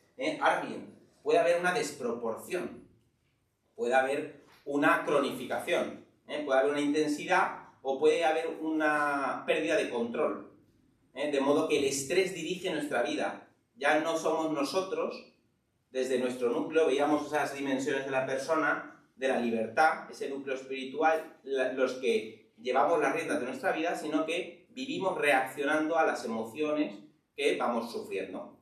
De modo que tenemos que, es un objetivo mucho más importante recuperar las riendas de mi vida, recuperar la capacidad de gobernar mi vida, mucho más interesante y mucho más fructífero que eliminar el estrés. Partiendo de la base que es imposible eliminarlo del todo, ¿no? Nos interesará reducirlo, y vimos algunas formas de hacerlo, en la medida que esto nos ayuda también a recuperar esta libertad. Bueno, vimos también que una de las claves pasaba por la interpretación que hacemos de los hechos ante los que nos enfrentamos, ¿verdad? Y veíamos cómo la forma que tenemos de interpretar las cosas nos generan emociones. De modo que si yo interpreto un hecho como una amenaza, veíamos que los hechos muchas veces tienen ciertos matices de neutralidad, son ambiguos, y podemos interpretarlo de distintas formas. Y pusimos un ejemplo. Si yo percibo un hecho como una amenaza, las emociones que van a surgir están vinculadas al miedo. Si yo percibo una situación como una oportunidad, las emociones son diferentes, es un reto y saca lo mejor de mí mismo. De modo que hay una parte que sí que podemos controlar, que tiene que ver con esa forma o ese estilo de interpretar los hechos. Es verdad que hay tendencias y formas difíciles de cambiar, que pertenecen a cada uno de nosotros, pero si podemos identificarlas, intentar que no dirijan nuestra vida, sino poder ahí generar mayor control. Bueno, nos interesaba entonces identificar qué tipo de estrategias utilizamos habitualmente cuando nos enfrentamos a situaciones estresantes. ¿Alguien ha hecho el cuestionario? Sí, muy bien. ¿Solo tú, Paula? Lo digo porque igual te paso a ti la forma de interpretar los resultados. Bueno. Muy bien. Castigado. Muy bien. Yo lo intento sin pensar en una situación concreta al tiempo. Se me olvidó la primera parte y luego me di cuenta de la vuelta. Vale, es verdad, no os avisé, había que leer las dos caras y hacer primero una que otra. Muy bien. O sea, porque le puse solo una situación. Vale. Porque a veces no es solo una situación. Claro, sí. El poner un ejemplo concreto es como que nos ayuda a verlo con más claridad, porque a veces, pues a veces se usan estrategias, a veces otras. Ciertamente el cuestionario tiene sus limitaciones. Bueno, habréis visto, entonces, los que lo habéis contestado, que hay como diferentes tipos de respuestas que representan diferentes formas de afrontar el estrés. ¿De acuerdo? Principalmente se dividen en dos formas generales de afrontar el estrés. Unas son estrategias centradas en resolver problemas y otras son estrategias centradas en regular las emociones. ¿Vale? Son como los dos grandes grupos que se suelen manejar y que este cuestionario también maneja. Dentro de las estrategias de resolución centrada en el problema, encontramos una que es simplemente resolución de problemas, otra que pasa por la reestructuración cognitiva, ahora hablaremos un poco de esto, que son cambiar nuestra forma de interpretar las cosas. Otra pasa por la evitación, evitar los problemas, huir de ellos, procrastinar, no enfrentarme, etcétera, etcétera. Y otros por el pensamiento desiderativo, que implica un poco fantasear con un escenario diferente al que me toca vivir, ¿vale? El imaginarme que las cosas podrían ser diferentes, ¿vale? Podemos sospechar ya algunas estrategias que pueden ser más útiles que otras, ¿vale? Ahora vamos a eso. Luego, entre las estrategias centradas en la emoción, había unas respuestas que nos llevaban a considerar el apoyo social como una estrategia. Lo habéis reconocido algunas estrategias que eran, bueno, pues se lo cuento a alguien o me desahogo con no sé quién, ¿no? Ese tipo de estrategias. Apoyo emocional, apoyo social o expresión emocional, ¿vale? Que simplemente implica verbalizar oralmente. El apoyo va más allá de la pura verbalización. La verbalización implica decirlo. Luego, la retirada social y la autocrítica, ¿vale? La retirada social implica el aislarme, que el mundo me deje en paz, ¿vale? Y por otro lado, la autocrítica supone el vivir con culpa, toda la situación estresante, la falta de rendimiento que suele haber asociada, ¿no? La falta de capacidad que suelo percibir en mí mismo por no llegar a todo, ¿no? Y ese tipo de pensamientos de culpa, de crítica, lo debería haber hecho de otra forma, no me sé gestionar, no lo estoy haciendo bien, etcétera, etcétera, ¿vale? Bueno, pues generalmente esta escala en otros países se ha validado y se ha generado como dos grupos. Un grupo sería aquellas estrategias que son más adecuadas y aquellas estrategias que son más inadecuadas. Pero en la validación española eso no se ha visto tan claro. Entonces, esto es interesante porque ciertamente hay estrategias que puedan parecer negativas o poco apropiadas, pero a lo mejor en un momento dado, en una situación particular y en una persona concreta, en ese momento le ha sido de utilidad, lo cual no quiere decir que usarlas permanentemente no puedan tener efectos negativos. O sea que la cosa es un poco más compleja, ¿no? En un momento dado, el aislamiento social puede ser útil, ¿no? Hablábamos de que era importante el parar, tomar perspectiva, ¿no? Estas cosas, intentar identificar mis sensaciones, qué me está pasando, ¿vale? Poder clarificar un poco la situación. Bueno, pues a lo mejor la retirada social, el que lo ha puesto, lo ha percibido de esa forma, ¿no? El ítem a veces puede ser confuso. No obstante, si mi forma de afrontar el estrés es siempre aislarme, eso es un problema, y es un problema también para las personas de alrededor que esperan de mí que haga otras cositas y cumpla mis responsabilidades, ¿vale? En fin, como ejemplo. No obstante, lo que se suele decir es que las técnicas más apropiadas pasan por las de resolución de problemas, las enfocadas en el problema, concretamente reestructuración cognitiva y resolución de problemas. Es decir, poner el foco en clarificar cuál es la situación estresante, qué evento me está provocando esta situación de malestar y buscar fórmulas para poder solucionarlo, ¿vale? Hay otras estrategias de corte regulación emocional que en algunos estudios aparecen como positivas, pero también con sus matices. Un exceso de autocentramiento, un exceso de poner el foco en mí mismo y en mis emociones y sensaciones, a veces lo que produce es una amplificación de esas emociones, ¿vale? O sea, pasar a estar demasiado pendiente de lo que siento eso lo que puede hacer es que, lejos de conseguir manejar mejor mi situación, me lleva a una exageración de la situación. De modo que conocer mis emociones, intentar interpretar los signos que se manifiestan en mí del estrés, todo esto es bueno, pero ojo, ¿vale? Porque no podemos pasar de rosca. Muy bien, y la expresión emocional y el apoyo emocional serían aquellas otras habilidades o estrategias de afrontamiento que tendrían mayor eficacia, ¿de acuerdo? Desde el punto de vista de estrategias centradas en la regulación emocional, ¿vale? Buscar apoyo y verbalizar lo que me pasa. Cosas muy sencillas, en realidad, muy sencillas. Entonces, cuando hagáis el cuestionario, os pasaré la tabla de correcciones, pero no hay una puntuación buena o una puntuación mala, ¿vale? En este caso simplemente es identificar cuál es mi estilo preeminente de afrontar estas situaciones. Y sabiendo un poco estas cosas, bueno, pues intentar favorecer un estilo de afrontamiento más saludable. Vamos a ver ahora algunas otras estrategias que nos faltan por ver, ¿de acuerdo? E intentar trabajar estas estrategias y ver en qué medida las que estoy usando me están ayudando o no, ¿vale? Es curioso porque también en los estudios aparecía que es tener familia, es estudiar una variable para ver si fomentaba el estrés o no, el estrés docente. ¿Qué pensáis? ¿Tener familia aumenta el estrés del docente o lo disminuye? Disminuye. Disminuye.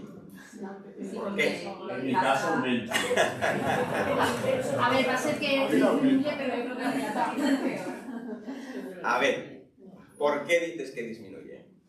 Llegas a casa, dejas la escuela y te ocupas de otro ámbito que tiene mucha satisfacción también. ¿Vale? Desde esa perspectiva podría ser una estrategia que Mis se lleva... compañeros comen en el colegio. Sí. Yo me voy a mi casa.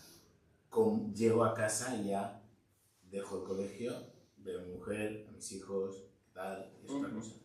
Vale, muy bien. Y la experiencia educativa en casa también apoyando. Muy bien. Fenomenal, la experiencia educativa.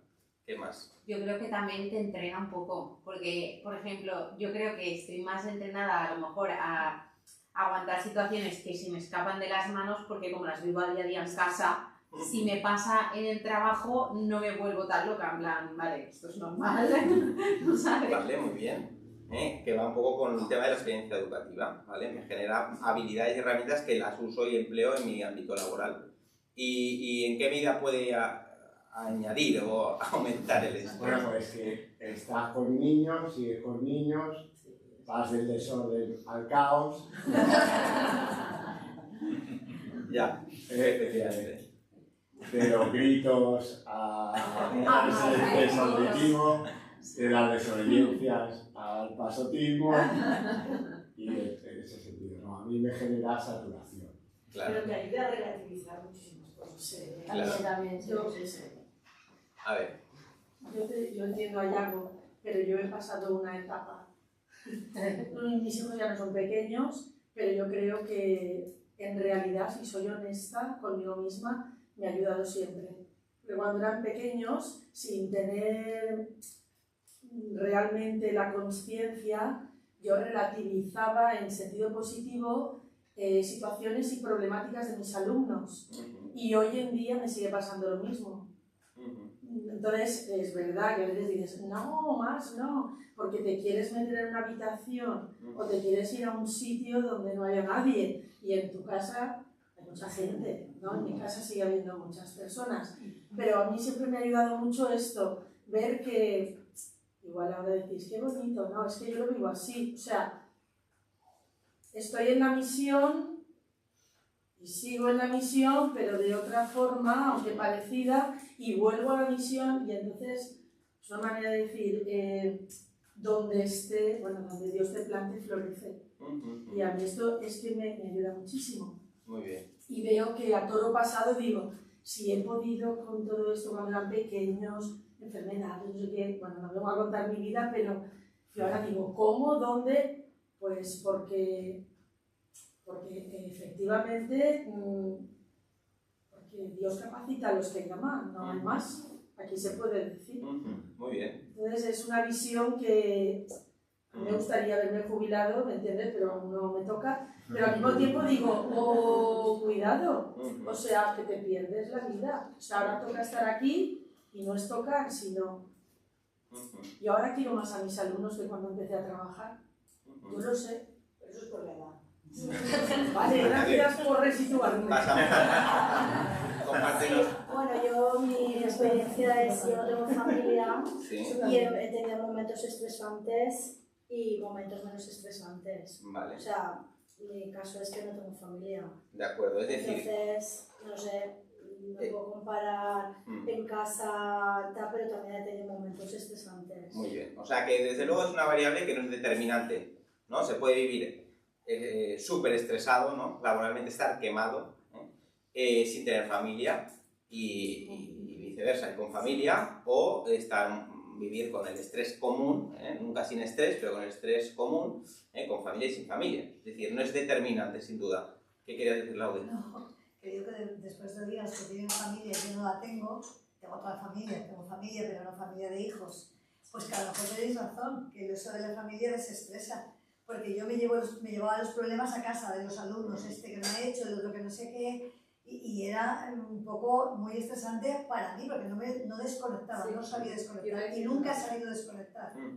Entonces, que a lo mejor eso me hubiera ayudado, pues el Señor me regaló familia. Me regaló familias. Muy bien, es verdad que podríamos hipotetizar muchas cosas. Yo os puedo hablar, en este caso, de lo que dicen algunos estudios al respecto, que estudian estrés docente, ¿vale? Lo que plantean es que la familia puede ser una variable que reduce el estrés, pero hay que interpretarlo bien, en la medida en que la familia es lugar de apoyo social, donde yo puedo expresar lo que me pasa y recibo apoyo, me den estrategias o no, como decimos, simplemente poder expresar y poder recibir un ánimo y un apoyo y sentir que estoy en un lugar de seguridad, punto, ¿no? Y en la medida en que me ofrece un lugar de aprendizaje de herramientas, porque me estoy enfrentando continuamente a distintas situaciones que luego efectivamente estoy más preparado para resolverlas en el aula y no se me hacen una montaña, ¿no? Se me hacen más ligeras, ¿vale? Esas dos cuestiones, o sea que es una cuestión también de actitud y de cómo vivo mi relación con la familia,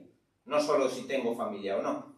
Esto es muy común, hay muchos ítems que se miden en los estudios psicológicos y a veces dices, depende. ¿La religión es un factor protector a nivel de salud mental? Bueno, pues depende, ¿no? ¿Cómo mides religión? Si mides religión con voy a misa, no lo sé. O mido religión con tengo ciertas creencias o he recibido ciertos sacramentos por una cuestión cultural. ¿Cómo mides religión? ¿No? ¿Qué es realmente religión? Pues entonces la cosa cambia. Si vivo religión con una serie de normas que tengo que cumplir, que nunca alcanzo y que las vivo como siempre con culpa y con sobrecarga, ¿no? Pues si vives así religión, sin duda no es una ayuda para tu estrés. ¿Vale? Efectivamente. Bueno, pues entonces vamos a seguir con el tema de las estrategias, ¿vale? Y voy a ir un poco ya al meollo. El otro día hablamos de forma más general, cuestiones relacionadas con el contexto, cuestiones relacionadas con la parte más física, ¿no? Y hablamos de la respiración, hablamos de algunas cosas así. Pero bueno, vamos a ir un poco al meollo, que implica la parte más psicológica y en cierta medida toca lo espiritual, ¿vale? Y dimensiones un poquito más profundas de la persona, como sus actitudes, su libertad, como decíamos, tus creencias profundas, tus valores, etcétera, etcétera. Bueno, esta sí que la introdujimos, ¿vale? Decíamos que era importante adquirir una costumbre, una capacidad, que supone el distanciarnos de nosotros mismos, ¿vale? Es saltar este error cartesiano según el cual pensamos que somos lo que pensamos, somos lo que sentimos. Podemos distanciarnos de nuestros pensamientos y de nuestras emociones y las podemos ver desde otro lugar. Podemos vernos a nosotros mismos desde otro lugar porque somos algo más que eso y podemos reconocernos como algo más de eso, ¿no? Entonces, el poder generar espacios para poder tomar perspectiva, la perspectiva puede ser, efectivamente, ponerme en un lugar más alto, verme en la distancia, pero puede ser verme según los ojos de otro. Decíamos, la oración es un momento muy propicio porque nos vemos a la luz de la palabra, de modo que ya no solo me veo a mí mismo como yo me veo a mí mismo, como yo me siento a mí mismo, como yo pienso, sino que la palabra me da una luz sobre quién soy yo, ¿no? Y sobre lo que me pasa. Entonces, esa distancia es como una capacidad que nos va a servir para todo lo demás y que nos tiene que llevar sobre todo a un cambio actitudinal. Es no tener miedo a lo que pensamos y lo que sentimos. Cosas que muchas veces no podemos cambiar. Nuestros pensamientos y nuestras emociones son cosas que nos pasan, no cosas que decidimos. Ciertamente podemos entrenar, hay muchas cuestiones ahí que pueden estar, se pueden trabajar, pero en general, por norma general, la emoción me viene. Y yo me quisiera no enfadar, pero me enfado. Y quisiera no perder la paciencia, pero la pierdo. Y quisiera pensar que mis hijos son maravillosos, pero a veces los maldigo, ¿no? Y me pasa esto en el aula también. Entonces me viene, me pasa. No es fruto de una decisión. Por lo tanto, la actitud que tengo que intentar tener respecto a eso es de no juicio. Es simplemente contemplarme desde lejos y ver, pues sí, soy así. Esto me pasa, ¿no? Esta es la situación que tengo, esto es lo que siento, estas son mis sensaciones físicas, noto taquicardia, noto sudoración, noto activación y me distancio de ello, ¿vale? Al final vamos a ver que es recuperar un poco la libertad. No son mis emociones, no es el estrés quien conduce mi vida, sino que soy yo. Porque si me dejo llevar por mi emoción o por mi estrés, lo que hago es reaccionar. Y hacia donde queremos ir es hacia tomar decisiones conscientes y actuar de forma decidida por mí mismo, ¿no? Entonces, no rebelarme y aceptarme, ¿vale? Eso es un poco que se dice rápido, pero esto requiere entrenamiento. Requiere entrenamiento. Una vez me veo desde otra perspectiva, puedo intentar identificar esos errores de pensamiento que decíamos que están muchas veces a la base de algunas emociones como el estrés y que por lo tanto nos hacen vivir estresados cuando en realidad la situación que tenemos delante no es tan amenazante como valoramos nosotros, ¿no? Vemos un monstruo donde en realidad pues hay un pequeño problema, ¿no? Muchas veces. Los errores de interpretación más habituales, hay listados enormes que pretenden identificar muchos errores de pensamiento, pero algunos autores han intentado como resumirlos en dos fundamentales. Uno sería el saltar a las conclusiones, es decir, un pensamiento del tipo me va a salir fatal, ¿no? Me tengo que enfrentar a una clase, me tengo que enfrentar a, no sé, a una escuela de padres, me va a salir fatal. Ese pensamiento es una interpretación que hago yo de una realidad que me produce una emoción. Si yo pienso me va a salir fatal, ¿qué tipo de emoción me puede producir a pensar así? La angustia. Miedo, angustia, efectivamente, ¿vale? Lo que pienso tiene una consecuencia a nivel emocional. Muy bien. Luego hay pensamientos errores de pensamiento que llamamos catastrofistas, ¿vale? No hace falta explicar mucho eso. Como mi clase es un desastre, mi familia es un desastre, ¿no? Es decir, es un pensamiento exagerado, exageradamente negativo. Entonces, estos pensamientos son irracionales, desproporcionados y nos generan mayor estrés y no nos permiten afrontar los problemas que hay de base que en realidad nos interesa ir solucionando para producir una sensación de mayor control, ¿de acuerdo? Entonces, identificarlos va a ser fundamental para poder replanteárnoslo. Habitualmente esto se presenta como una técnica así, psicológica, tal, voy a cambiar mis pensamientos y a veces ¿cómo decir?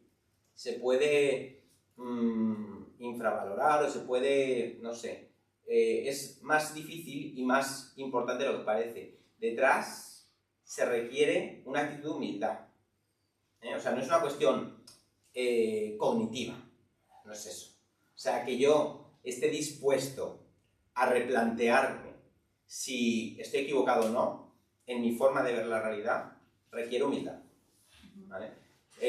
Si estoy, y además, en mi experiencia por lo menos, estar dispuesto a replantearme si estoy equivocado en mi forma de ver las cosas, depende también de que sea muy consciente de que hay algo valioso que quiero defender.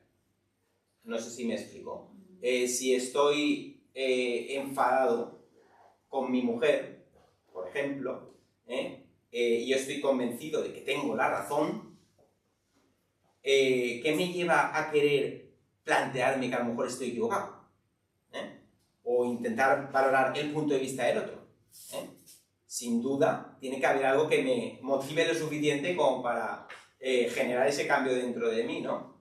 Hombre, si yo tengo quizá como una creencia profunda o como un valor que persigo, no sé, la importancia de la comunión, ¿no? La comunión por encima de todo, la comunión por encima de todo, esto puede tener valor suficiente como para que yo diga, voy a intentar replantearme las cosas. Si no, ¿a qué santo me lo voy a replantear? Un motivo que me puede llevar a replantearme las cosas es estar quemado.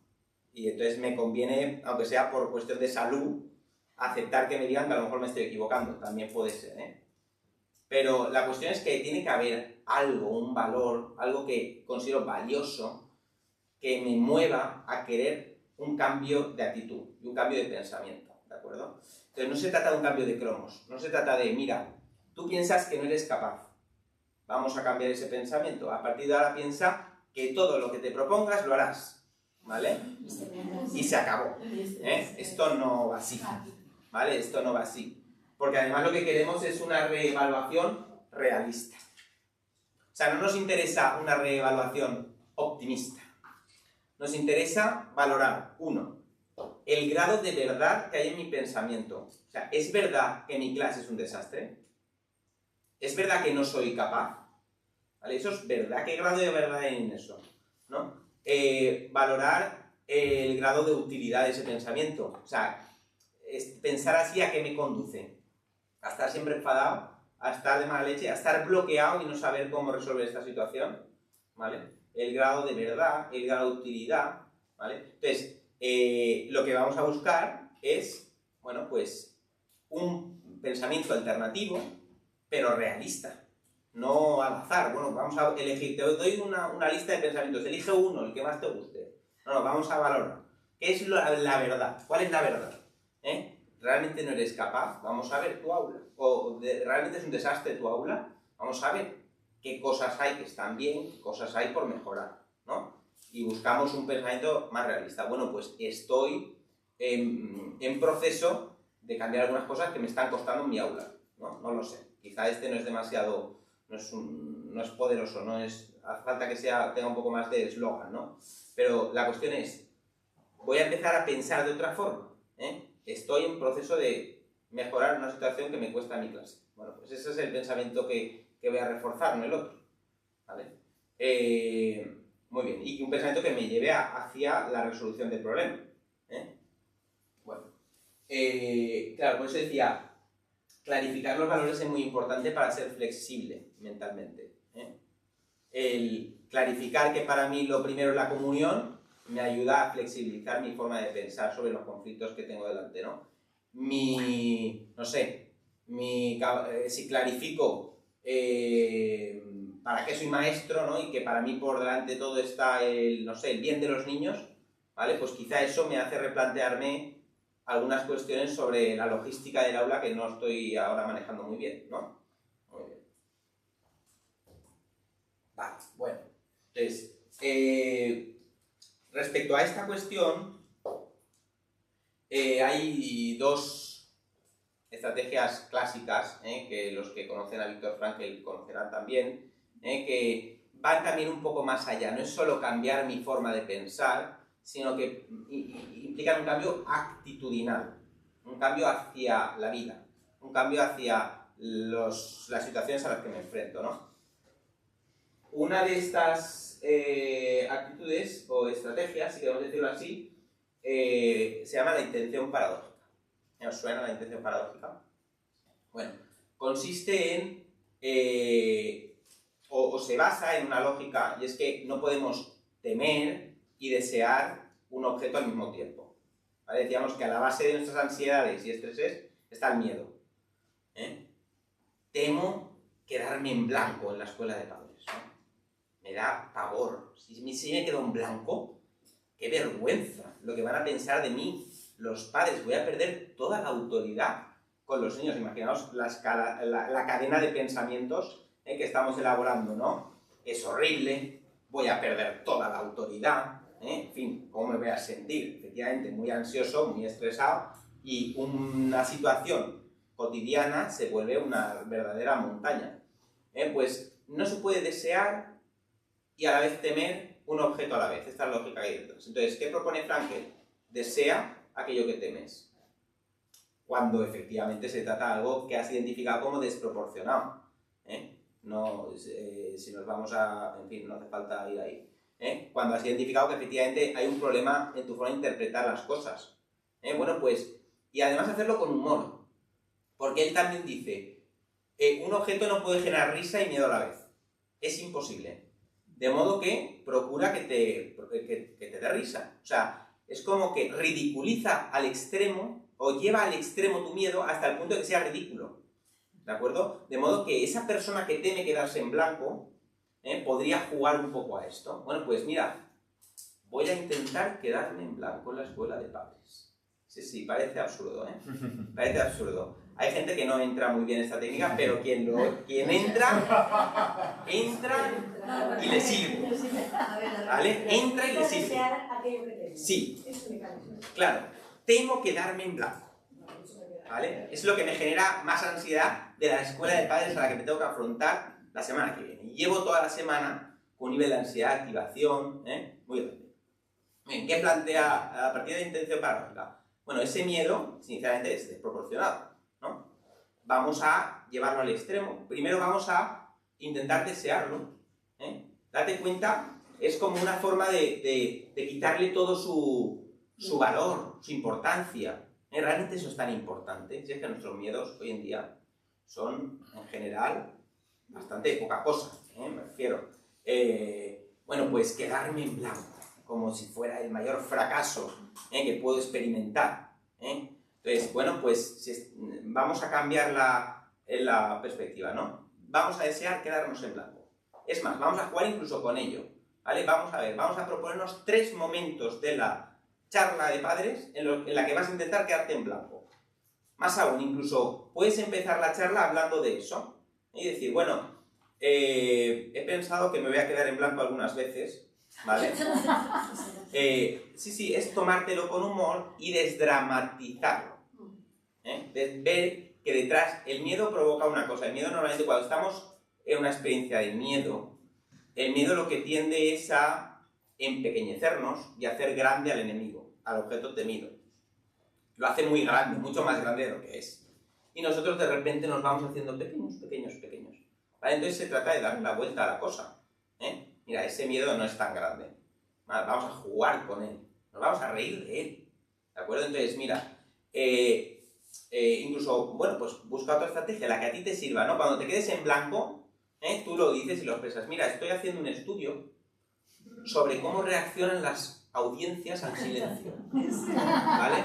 Entonces, si veis que me quedo en blanco un par de veces, que sepáis que estoy, ¿no? Es decir, jugar con eso. Cuando empiezas a encontrarle el gusto y le encuentras a encontrar la risa a ese miedo, es muy divertido. Y sin duda lo que pasa es que se mitiga el miedo.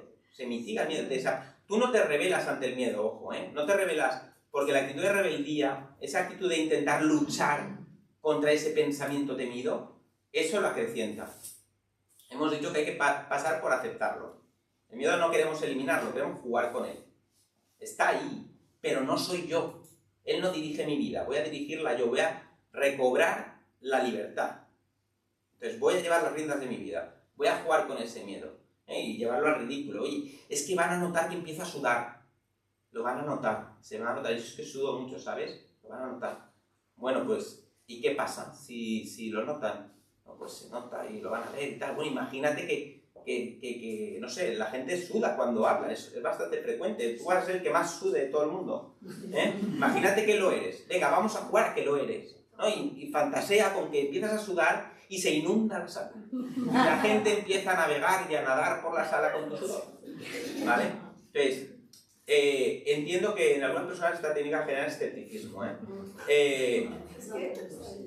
pero sí, y sin duda hay gente que le cuesta un poco entrar, no pasa nada. Y a veces intento focalizar la atención en ella y recupero la atención al miedo, ¿no? O sea, cuesta su entrenamiento, pero la experiencia la avala.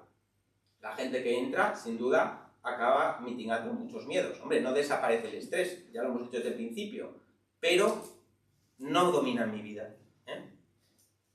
Otro cambio de actitud que propone Frankl es la de reflexión. La de reflexión. Bueno, hay situaciones que efectivamente son difíciles, ¿no? Son difíciles. Hay otras que no lo son tanto, pero yo las interpreto así. En cualquier caso, la lógica que hay detrás de esto es intentar pasar del bloqueo al movimiento. El miedo genera, por un lado, huida, ¿no? Huimos aquello de lo que tenemos. La evitación decíamos que era una de las peores estrategias para el miedo, porque además la refuerza, pero no vamos a entrar de nuevo ahí. Y otra actitud que genera normalmente es el bloqueo. O huyo o me bloqueo, ¿vale? Entonces, cuando me siento sobrepasado, tengo tantas cosas, estoy en situaciones que muchas veces lo que siento es miedo y me bloqueo, no sé ni por dónde empezar, estoy paralizado. Pues la idea de aquí es intentar dar algunos pequeños pasos, aunque sea a tientas, pero siempre estar en movimiento, no quedarme parado. La de reflexión implica pasar el foco de mi atención de mí mismo a un objeto externo. Digamos, distraer mi atención del propio miedo, de mis propios síntomas, de aquello que me está bloqueando, y poner el foco en un objeto o sujeto externo, que me lleva y me empuja a caminar. Bueno, pues imagínate que estás ahí en una situación de ¿cómo decirlo? Lo percibes como una auténtica desgracia, ¿no? Pues mira, me ha tocado la peor tutoría de primaria. La peor. O sea, la peor clase. Además, dicen, los que ya la han tenido, que en años, o quizá en toda su vida no habían tenido un grupo tan malo. No es la peor desgracia que podía pasar. O sea, y me ha tocado a mí, que encima llevo no sé qué, llevo no sé cuántos, no estoy ahí. Estoy en estado de bloqueo. Mi actitud hacia el grupo todavía es de bloqueo. No sé muy bien cómo digerir esto, y esto me está atenazando, ¿no? Bueno, pues estoy yo metido en mí mismo, en mi desgracia, en mira qué mal, mira que a mí, ¿cómo podía ser? Es que encima no es justo, ¿por qué no le toca a otro? A mí ya me pasó, y estoy ahí ruco conmigo mismo, ¿vale? Eso me bloquea. Entonces, eso amplifica el estrés, no resuelve el problema. La de reflexión lo que propone es busca un lugar externo hacia el que empezar a focalizar tu atención. En el mejor de los casos, busca un objeto que además te lleve y te empuje a, o que le dé significado a esta situación, que coincida con tu significado, que le dé un sentido mayor. Entonces, una estrategia podría pasar por cuando identifico, por eso hay que tomar perspectiva y conciencia de mí mismo, identifico que estoy en esa situación, buscar una persona, ¿no? Una persona que sé que me ayuda para esto, ¿no? Y preguntarle a él sobre algo suyo, ¿no? A lo mejor incluso con los alumnos. Mira, yo sé las situaciones que tienen mis alumnos muchas veces, ¿no? Sé que tienen auténticos dramas, ¿no? Pues voy a preguntar, voy a interesarme, ¿no? ¿Y tú qué tal? ¿Cómo estás? ¿Qué tal de esto? ¿No? Y te empieza a sacar de ti. Te empieza a sacar de ti. Esa, claro, no es una simple distracción, que lo es. Con los niños esto funciona muy bien, ¿no? Cuando están en la queja, cuando están ahí, no sé, en un camino Santiago, una excursión, o yendo al colegio andando, están quejándose, tal, tú los distraes con cualquier cosa y de repente se les pasa el problema. Mira, pues, no sé qué, mañana vamos a ir a merendar no sé dónde. Ah, sí, que te lo cuentas, tal, no sé. Se distrae y se le ha pasado todo, ¿no? no es solo una simple distracción, sino que es una distracción que además te pone en camino. Porque si soy capaz de fijarme en el otro, en algo del otro, interesarme en el otro, eso quizá me está llevando a moverme a tientas, aunque sea en la oscuridad, con una pequeña luz, en la dirección que me interesa, que es hacer un bien a mis alumnos. Aún no domino el aula, aún este aula creo que se me hace muy grande, aún este aula pienso que es un poco desastre, ¿vale? Pero no me quedo bloqueado. Estoy haciendo una acción, estoy realizando una pequeña acción que me está moviendo un camino, me está poniendo un camino, me genera movimiento hacia afuera. Es interesarme por el otro, una cosa muy sencilla, ¿no? Es verdad que a veces hay gente que le preguntas y no para, ¿no? Y empieza a contarte su drama. Bueno, pues hay que saber seleccionar las personas, ¿no? Y los momentos a los que... Pero sin duda que te saque de ti, porque nuestros miedos, sin duda, en general... Luego hay personas que tienen auténticos dramas, pero incluso en esos momentos, la mayoría de nuestros miedos son auténticas minucias. Y cuando ponemos el foco en los problemas de los demás, eso nos pone en movimiento.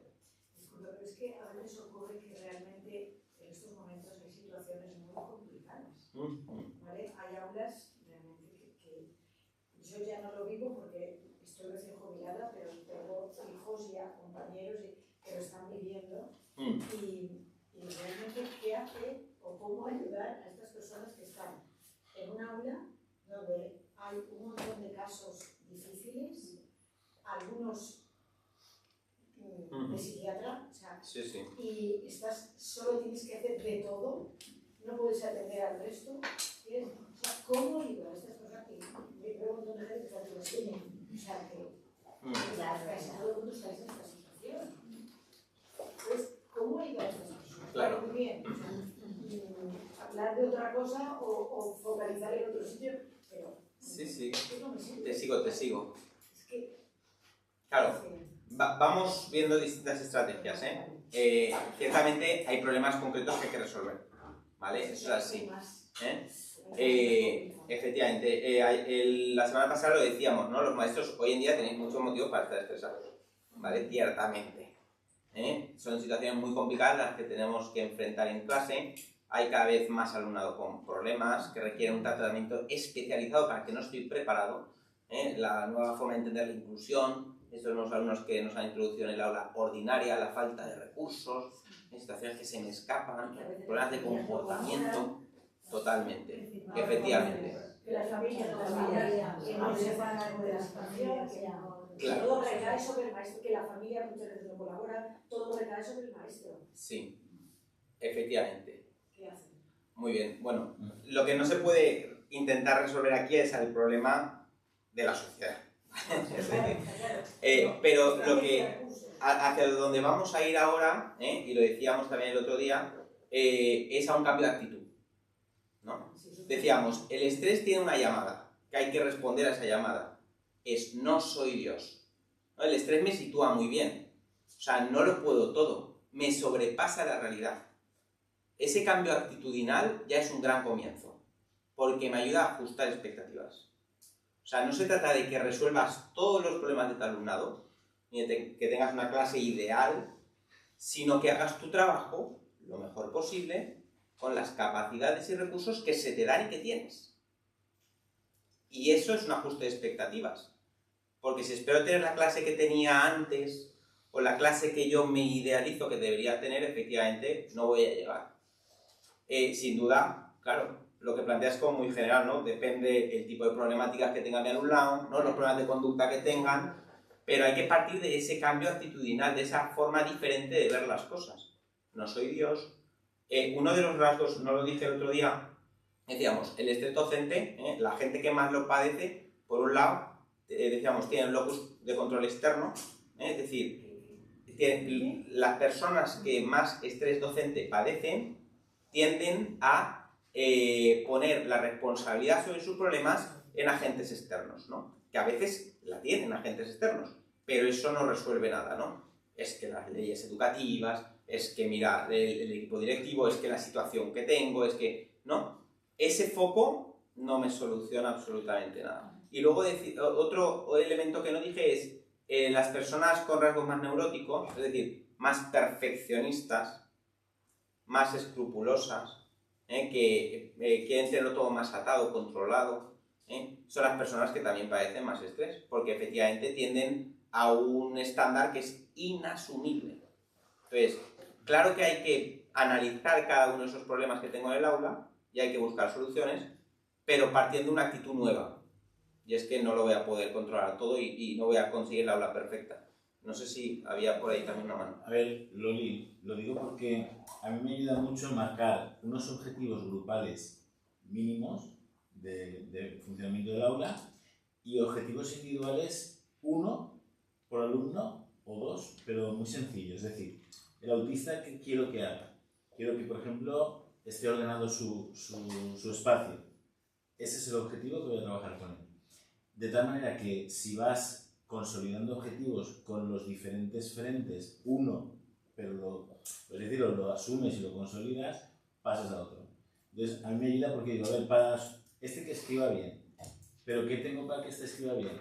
Tengo un compañero que le puede ayudar, que siempre hay compañeros más brillantes. Entonces, por así decirlo, es marcar unos objetivos, uno muy concreto con cada alumno que tú veas, sobre todo los de más necesidades, pero en verdad es con todos, porque con los brillantes también lo tienes que tener. Pero intentar asumir ese objetivo, consolidarlo y asumir otro nuevo diferente con cada uno. A mí así me ayuda. Depende también del autista y el nivel de autismo. Vale. Muy bien, entonces, queda un poco claro esta cuestión, ¿no? Esto va todo en la línea de que estamos en un plano un poco más profundo, ciertamente. Aún no estamos ahí en lo concreto del problema ese concreto con este niño concreto. Estamos en un plano más profundo, por eso decía, nos vamos un poco también hacia ese punto más de cambio actitudinal interno, esencial para que todo lo demás funcione. Porque yo puedo ser muy bueno resolviendo problemas, pero si sigo pensando que mi obligación es tenerlo todo controlado, nunca voy a llegar. Es imposible llegar a todo. Por lo tanto, el estrés no va a reducirse. Entonces, pasar del bloqueo al movimiento, ya te digo, intentar moverme aunque sea a tientas, con esa pequeña luz que tengo, aunque sea un objetivo muy pequeño, pero persigo el objetivo, lo persigo. Vale, muy bien. Y en último lugar, efectivamente, resolver los problemas. Resolver los problemas concretos, pero para eso también hay que clarificarlos. Necesitamos saber muy bien cuál es el problema que quiero atajar para poder atajar. Porque normalmente nuestra experiencia es muy difusa. ¿Qué te pasa? Estoy mal, ¿no? ¿O qué te pasa? Pues todo va mal.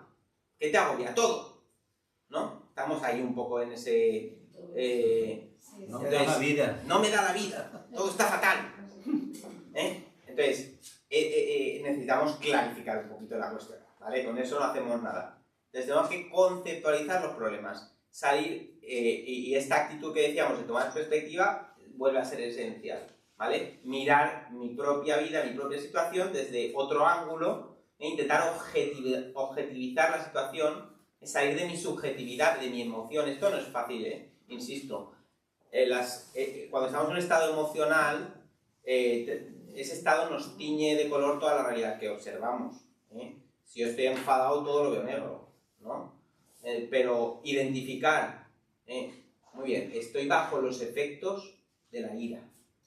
Eso es un paso muy importante.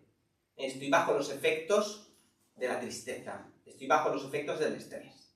Estoy bajo los efectos del miedo. Objetivizar mi situación.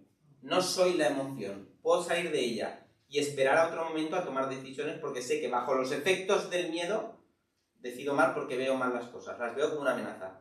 Pero a lo mejor no son amenazas. ¿Vale? Entonces, bueno, conceptualizar. Pasa por poner nombre concreto a las cosas, ¿vale?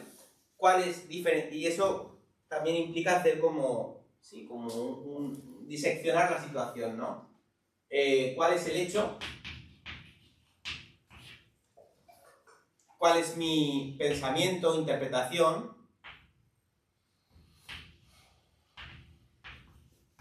¿Cuáles son las emociones que me produce? ¿Y cuáles son mis reacciones? ¿vale? Hay que, de alguna forma, hacer un buen análisis de lo que pasa. Porque no es lo mismo mi emoción, estoy agobiado. Ese no es el problema, no es estoy agobiado. Eso es un estado producto de algo, de algún hecho, acontecimiento en mi vida que me está agobiando. ¿Cuál es el hecho? Vamos a intentar clarificar el hecho, ¿no?